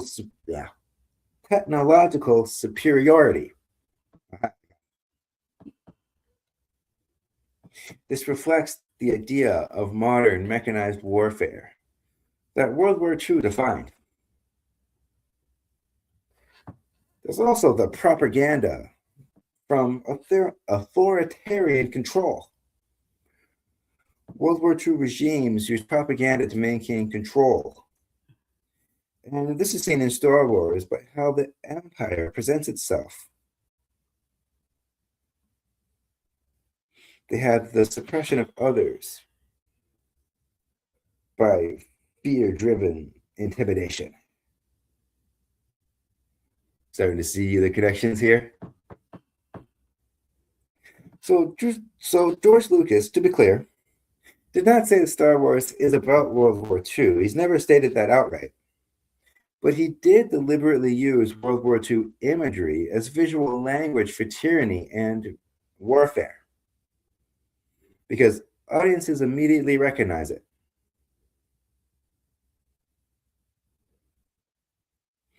So it's all about the imperial visual design, the aerial combat style, like the dogfights and the space battles, and that theme of industrialized warfare and authoritarian control. There we go. I got there. So that's how it connects to World War II. Let's see. Is there any comments? Let me see. Okay, no comments. That's cool. Moving on. We're almost done. So let's see. Let's talk about Vietnam War. That's right. The Vietnam War.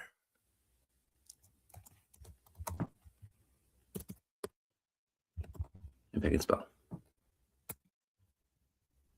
And speak. And speak.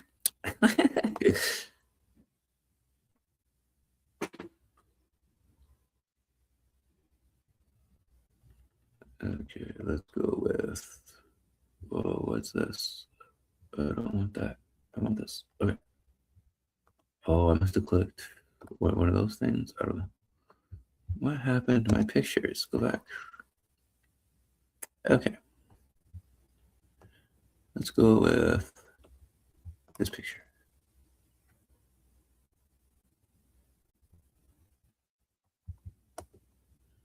This is Vietnam. Sadly, I don't think most people could point out Vietnam on a map. So here it is. It's by Cambodia and Thailand and Laos. That's it. Okay.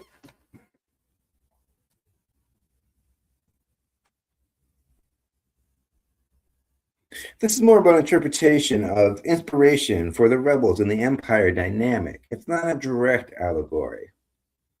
But the rebels versus the empire represent this asymmetric warfare idea. The most important parallel is structural. There's a smaller, less equipped force, the rebels, fighting this massive, technologically superior superpower, the empire. Nailed it that time. So Lucas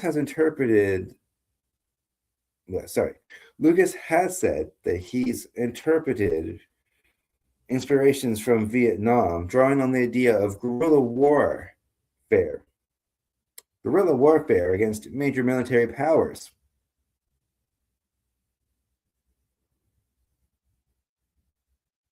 In Vietnam, the US represented the technological dominant force operating in a foreign region.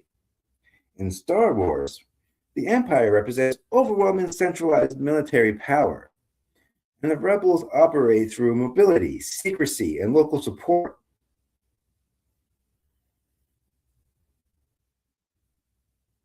This is why people make the connection between Star Wars and the Vietnam War. And George Lucas has also stated in numerous interviews that he's been cautious and somewhat inconsistent about this comparison. He's acknowledged that the story reflects general ideas about rebellion against large empires, but he's also said that Star Wars is not directly a World War II or Vietnam War allegory, not like a one-to-one allegory. No.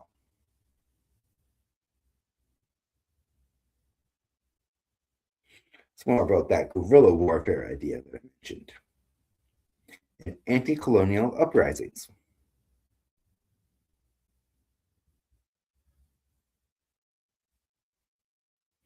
So the best example of this in Star Wars is the Death Star and how they take it down.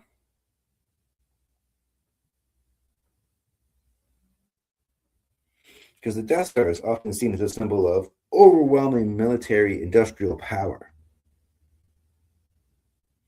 and the escalation of war technology. Could also probably be compared to nukes.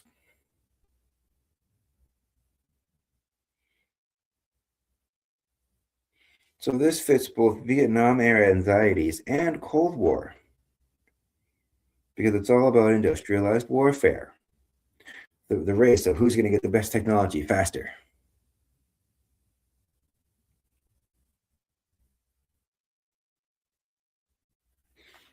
So that's all I have to say about Vietnam. Moving on. So I want to talk about how Star Wars was inspired by American Westerns, the film genre.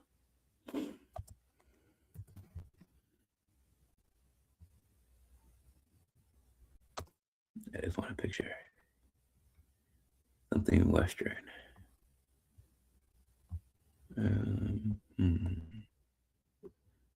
That works.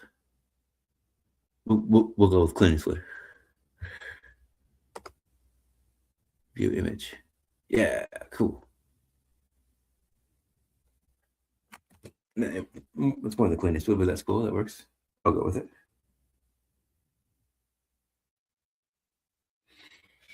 So George Lucas has also stated in numerous interviews he explicitly borrowed the feel, characters, and structure of classic Western films, but he put them in space instead, which at the time hadn't really been done before. You have the lone gunslinger archetype. Han Solo is basically a space cowboy. He's an outlaw, an independent smuggler. He's morally flexible at first. He's also skilled at the quick draw. Because as you know, some might disagree with me, but I fully believe Han shot first. Comment below if you agree Han shot first. For those who don't know, in the original trilogy, Han shot first when it came to Greedo fighting him in the cantina. I'll talk about the cantina in a little bit too. But Star Wars got re-released in the 90s, and then they changed that whole scene so that Greedo shot first, and now there's been that whole controversy among the fans about who really shot first and what scene you should go by. I go by the first scene I saw, the one I grew up with. Han shot first, damn it. Comment below if you agree. That's my rant.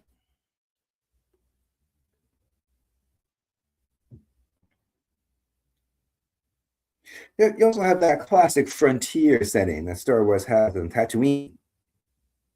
It's remote. It's lawless. It's on the outer rim of the galaxy. So it's full of opportunity and danger. And it's outside the central authority.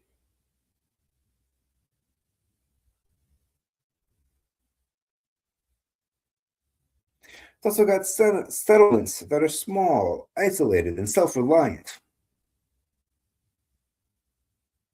So Star Wars basically takes the American Wild West setting and turned it into a galaxy-wide setting, because there's a few other desert planets too, like Jakku. Then you have that classic storyline of the law versus the outlaws. There's a new sheriff in town, kind of thing. Western films often focus on tension between law enforcement and criminals, smugglers, or rebels. Star Wars mirrors this because the Empire represents harsh order. The smugglers and rebels operate outside of it. And morality is often personal, not institutional.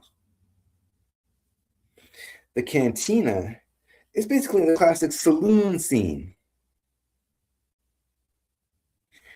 The most Eisley cantina functions showing a rough crowd with aliens instead of other cowboys, and bar fights along with shady business deals, which all makes this information trading hub. It's directly modeled after saloon culture, but translated into a sci-fi visual language.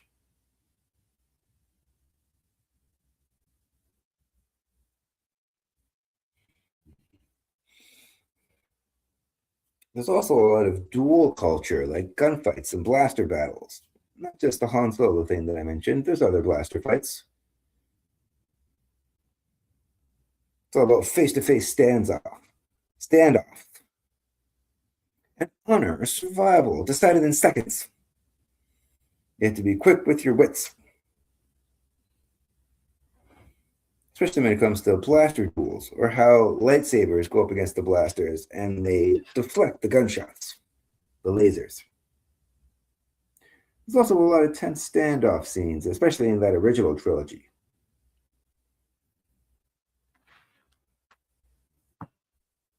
So basically, the American Westerns are one of the core building blocks of Star Wars because of the frontier setting, the cowboys, outlaws aspect, the smugglers, which are pilots in the sci-fi universe, the saloon dynamic. All of this comes together, but is told through a sci-fi lens, so to speak. That's how it relates to the Westerns. So now, let's talk about a little bit of modern politics. Can you guess who actually inspired Senator Palpatine's rise to power? I'll give you a few minutes, well, seconds. Leave comments below if you think you know the answer. Let's see, hold on. No comments. Okay, cool, no worries. I have too many tabs open. Let's get rid of some of these tabs. Hold on. Okay. Let's go here. So the answer to my question was Richard Nixon.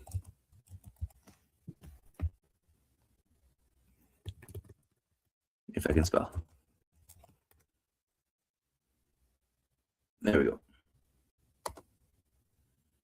How, you might ask? Well, I'll tell you. Let me just get a good picture of him. If it loads.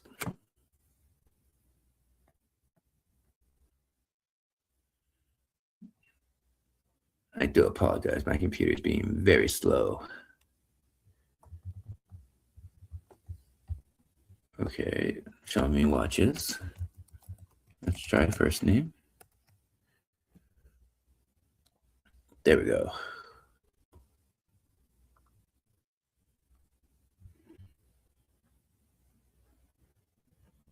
Let's go with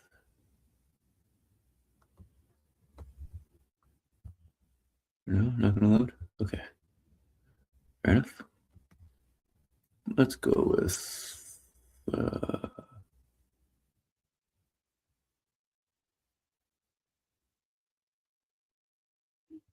let's go with this one.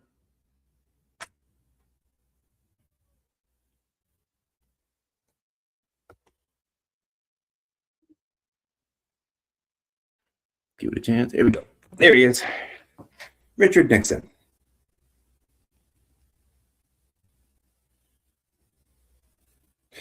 When it came to finding inspiration for an amoral autocrat that would stop at nothing when it came to ensure limited power for himself, according to George Lucas in numerous interviews, Richard Nixon was the one who inspired him because he subverted the Senate and finally took over. and became this imperial guy. He was pretending to be nice, but he had intentions that were more evil, one would say, according to his purview. So, in other words, he gained power through crisis. This is all because of the Watergate era logic. Nixon's presidency, especially during the Watergate scandal period, reinforced public awareness of political secrecy, abuse of executive power, and the erosion of trust in government institutions. In Star Wars, Palpatine rises through a similar system manipulation. He uses emergency conditions such as warfare to expand authority. He concentrates power legally, not just violently. And he weakens democratic oversight from within. Divide and conquer. The parallel is systemic, not personal. There's the whole idea of lawful authoritarianism. A key Nixon-era concern was that democratic systems can be legally used to expand executive power. The idea strongly resembles how the Galactic Republic collapses. The Senate will still exist, but emergency powers are voted in, so authority is gradually centralized. This is one of the most modern political themes in Star Wars. You have public distrust and propaganda anxiety. Post-Watergate, America saw growing skepticism toward government messaging. Star Wars reflects this in a simplified form because the Empire controls information.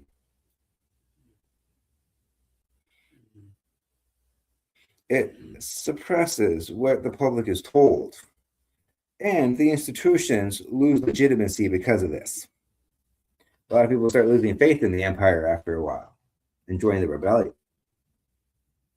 This mirrors broader Cold War era political distrust, not just Nixon specifically. So there was a lot going on here. It's more complicated than just black and white.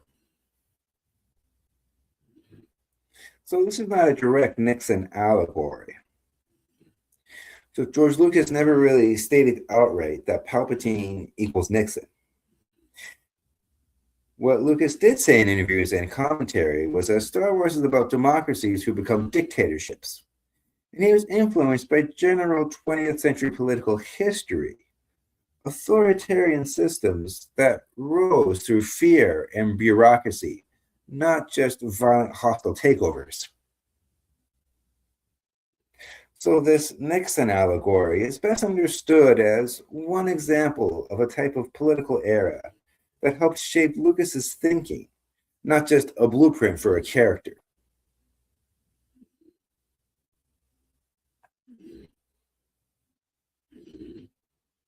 So it was indirectly inspired through executive power expansion, political secrecy, institutional mistrust.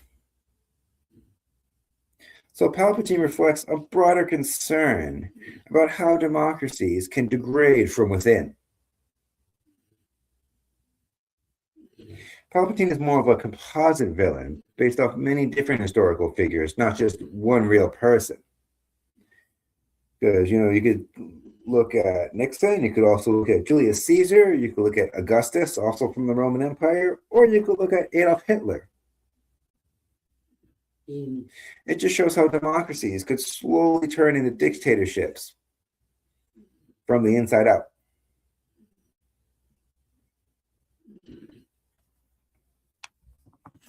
So, let's talk about Dune.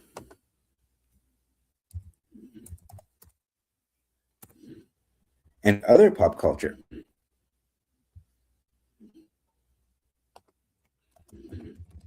I'm, of course, referring to the original novels.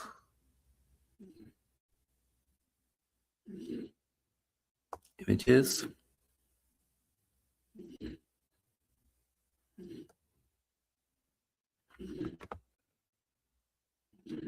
If it loads.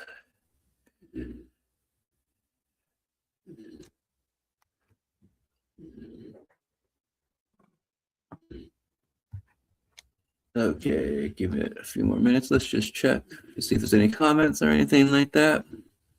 No, no comments.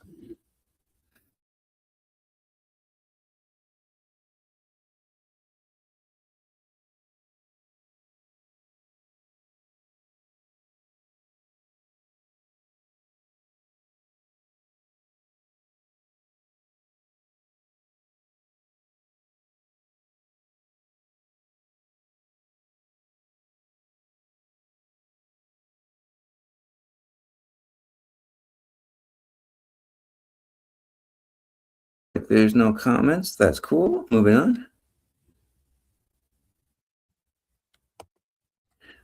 Let's talk about Dune.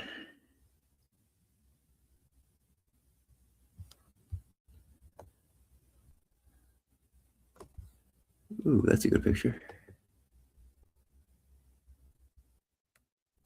View image.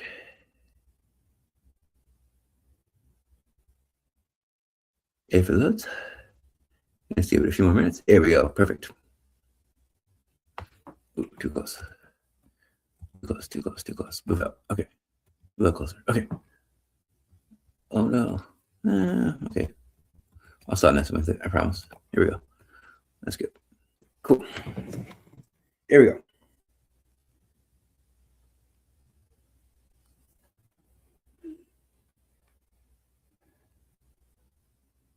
So, early sci-fi, like from the 1930s to the 1950s, helped shape Star Wars in many ways. Dune was another sci-fi adventure all about politics, mysticism, that took place in a desert setting. It overlaps with Star Wars in those deeper world-building themes. You have the desert planet, you have the hero motif. Arrakis is very similar to Tatooine because of the survival settings. Atreides is the chosen one archetype, which is kind of similar to Anakin. And there's prophecy and destiny shaping leadership roles. As far as political intrigue, you have the noble houses that were controlling resources at imperial level power, which led to power struggles. Then you have the manipulation of religion and prophecy. George Lucas acknowledged that being aware of Dune, he simplified a lot of those political complexities into mythic storytelling.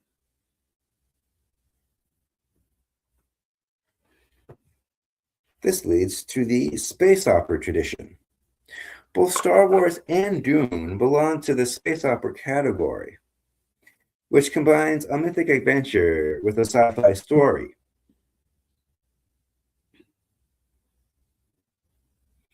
But Star Wars keeps it more simple. Dune is way more dense when it comes to like politics and philosophy. So I don't really want to say it's the watered down version, but George Lucas drew a lot of those inspirations and simplified it for people to understand a little bit easier. So there's a lot of shared themes, like heroic pilots and rogues, evil empires versus rebels, ancient civilizations in space, and mystical energy forces.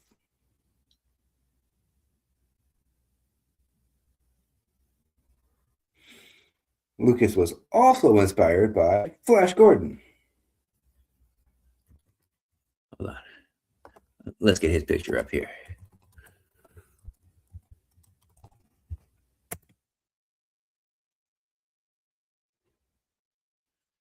The original, yeah.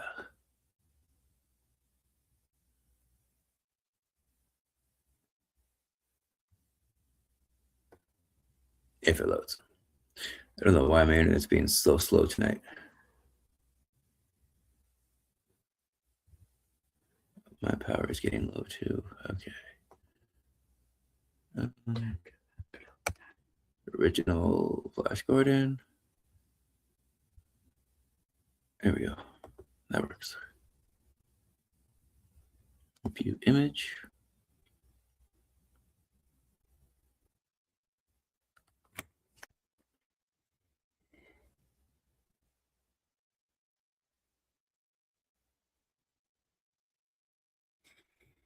So George Lucas was inspired by the whole aesthetic and the whole idea of heroes being chosen for this epic space odyssey. The average person put into extraordinary circumstances. Don't know why this isn't loading, but we'll deal with it. There we go.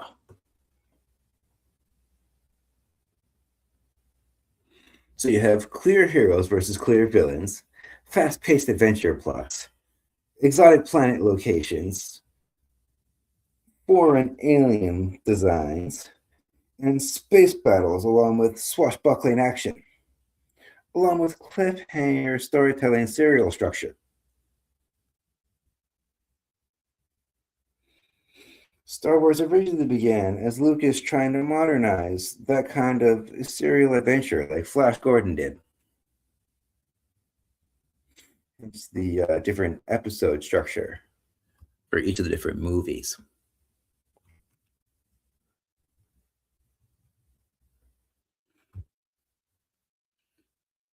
George Lucas was also inspired by Akira Kurosawa.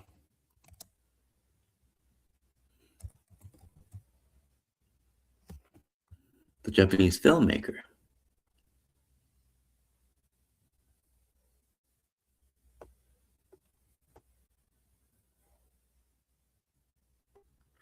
I love that picture. That's a good picture.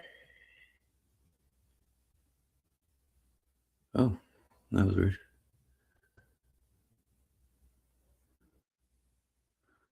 Come on, load. Please load. I would really like if you loaded. Okay, let's just try this one. View image. Will this work? Maybe. Oh, we got something. Sweet. All right. Awesome. It's loaded. Maybe. Yep. All right. Cool. George Lucas has stated in numerous interviews how he admired Kurosawa's films. The way that they placed audiences into unfamiliar worlds without lengthy explanations. This allowed viewers to learn through the characters and the story itself. So some of the movies he was inspired by that Kurosawa made were The Hidden Fortress, The Seventh Samurai, Yojimbo, Rashomon, and Ron. The Hidden Fortress especially has a lot of ties to Star Wars, or parallels, I should say. Because that movie focuses on two peasants that escort a princess through enemy territory, which leads to a rebellion against a larger power, and a dangerous journey across hostile lands that leads to this climactic duel between former allies. Sound familiar? There's also this redemption arc that strongly resembles Darth Vader's return to the light. This all, of course, ties back to the samurai influence on the Jedi that I was talking about before. There's the discipline warrior code, spiritual self-control, loyalty and honor, master-apprentice relationships, and sword-based combat traditions. The lightsabers are just stylized samurai swords, and the Jedi robes resemble Japanese warrior monk attire.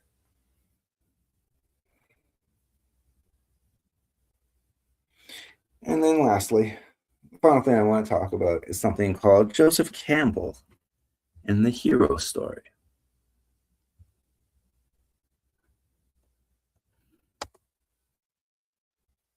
But even a lot of the imagery from the movies were direct inspirations for George Lucas.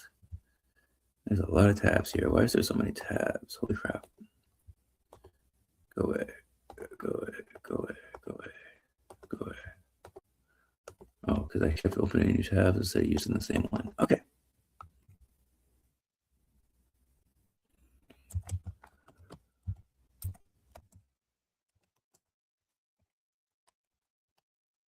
What's a Campbell? Hero's Journey. There we go.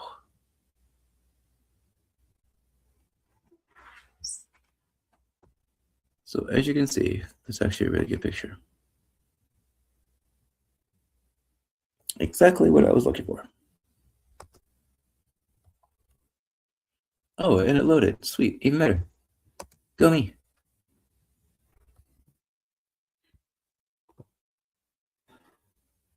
Oh. Not working, really? Okay. We will have to find a different one.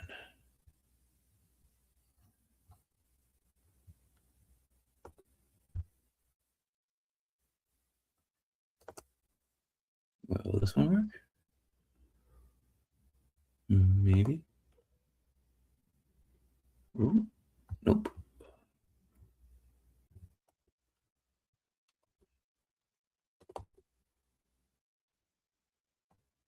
Let's try this one. View image.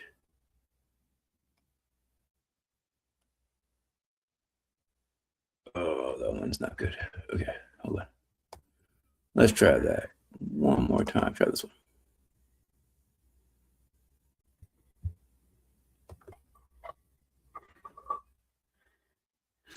It's just easier if I have the diagram too. Technology is not on my side. Here we go. Perfect. Here. Okay. It's a little blurry, but we'll deal with it. I can just read it to you. So, what is the hero's journey? Well, it's another major influence on Star Wars by the mythologist Joseph Campbell, especially with his book, The Hero with a Thousand Faces. Campbell argued that myths across cultures follow a common structure called the hero's journey. This might sound familiar because I talked about all these other cultures before. Well, basically, it starts off with an ordinary world up here. Luke begins as a farm boy in Tatooine. Then there's the call to adventure. R2-D2's message and Obi-Wan end up changing his life. Then you have the refusal of the call. Luke initially hesitates to leave his home world. Then you have the meeting of the mentor.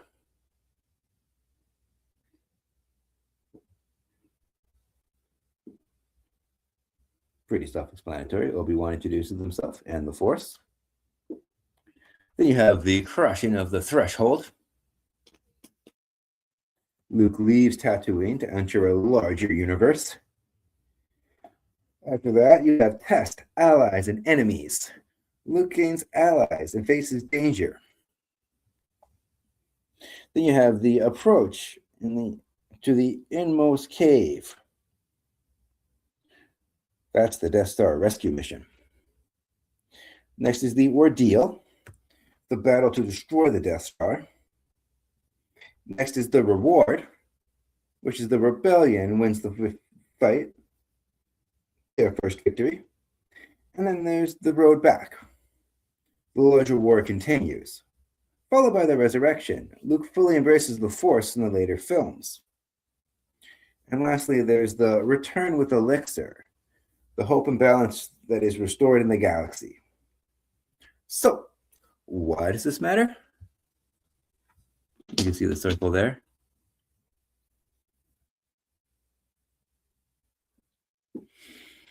Lucas used elements from Kurosawa films and this theory of the hero's journey to make Star Wars feel more like a timeless myth, a universal adventure story, and an emotionally recognizable one that would expand all cultures.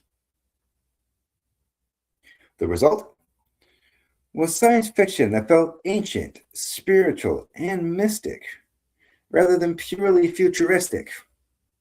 At the time, that hadn't really been done before.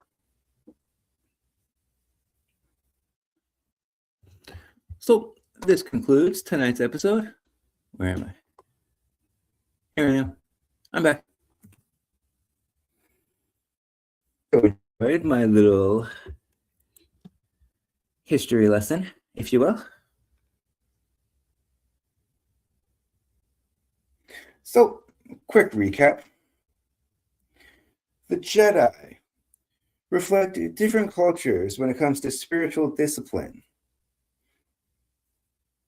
And Luke Skywalker follows this classic mythic path of a universal hero, while Anakin follows that universal downfall path. So just to recap, I touched on Zoroastrianism, Islam, and how the Middle Eastern, Arabic, and African cultures influenced Star Wars. I also touched on Hinduism. I talked a little bit about Chinese philosophy, Taoism, Buddhism, and Confucianism. I talked a little bit about Japanese culture as far as samurai tradition, Bushido. There's also Zen Buddhism. I talked a little bit about Judaism. I talked about Greek philosophy, Stoicism, Socrates, Plato, and Aristotle. I also described Greek politics and Greek mythology. I discussed Christianity. I discussed the Roman Empire, World War II, the Vietnam War, American Westerns and frontier culture, a little bit of modern politics, and how Dune and other sci-fi from the past also inspired Star Wars, along with Joseph Campbell and the hero's journey. So if I made any mistakes, please correct me in the comments. If you have anything to add, if I missed anything, also please join me below in the comments, and we can talk about any of these things, because I love history and I love philosophy. And I think it's important that we learn these things in order to understand where we came from. It's important to understand different religions too, because a lot of people's ethics and moral systems are based off that. I'm not necessarily Christian per se, but I wouldn't say I'm atheist. I'm more like an agnostic, but that doesn't matter because it's all about what you pull from these different cultures and those similarities that all these things have. And I tried to sum it up by talking about them first and then talking about the hero's journey, so you can see all those similarities. So, did you realize Star Wars was influenced by so many things? Or am I just grasping at straws here?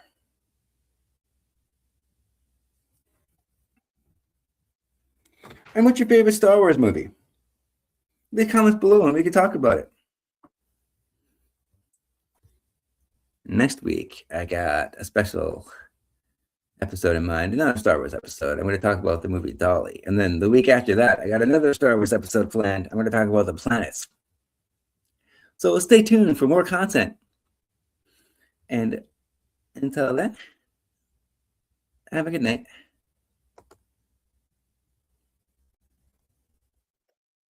For horribles.com. Wait. Try that again. Take two.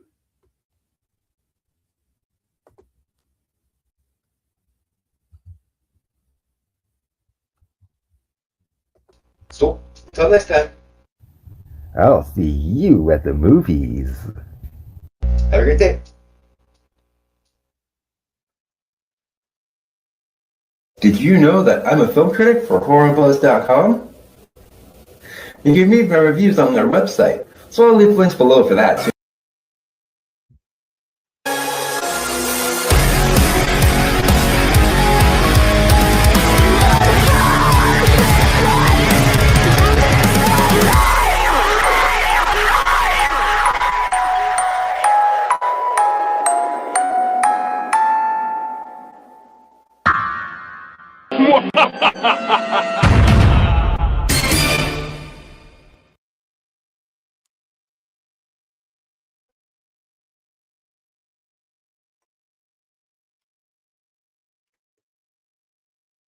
And remember, I can talk about Star Wars till the tauntauns come home.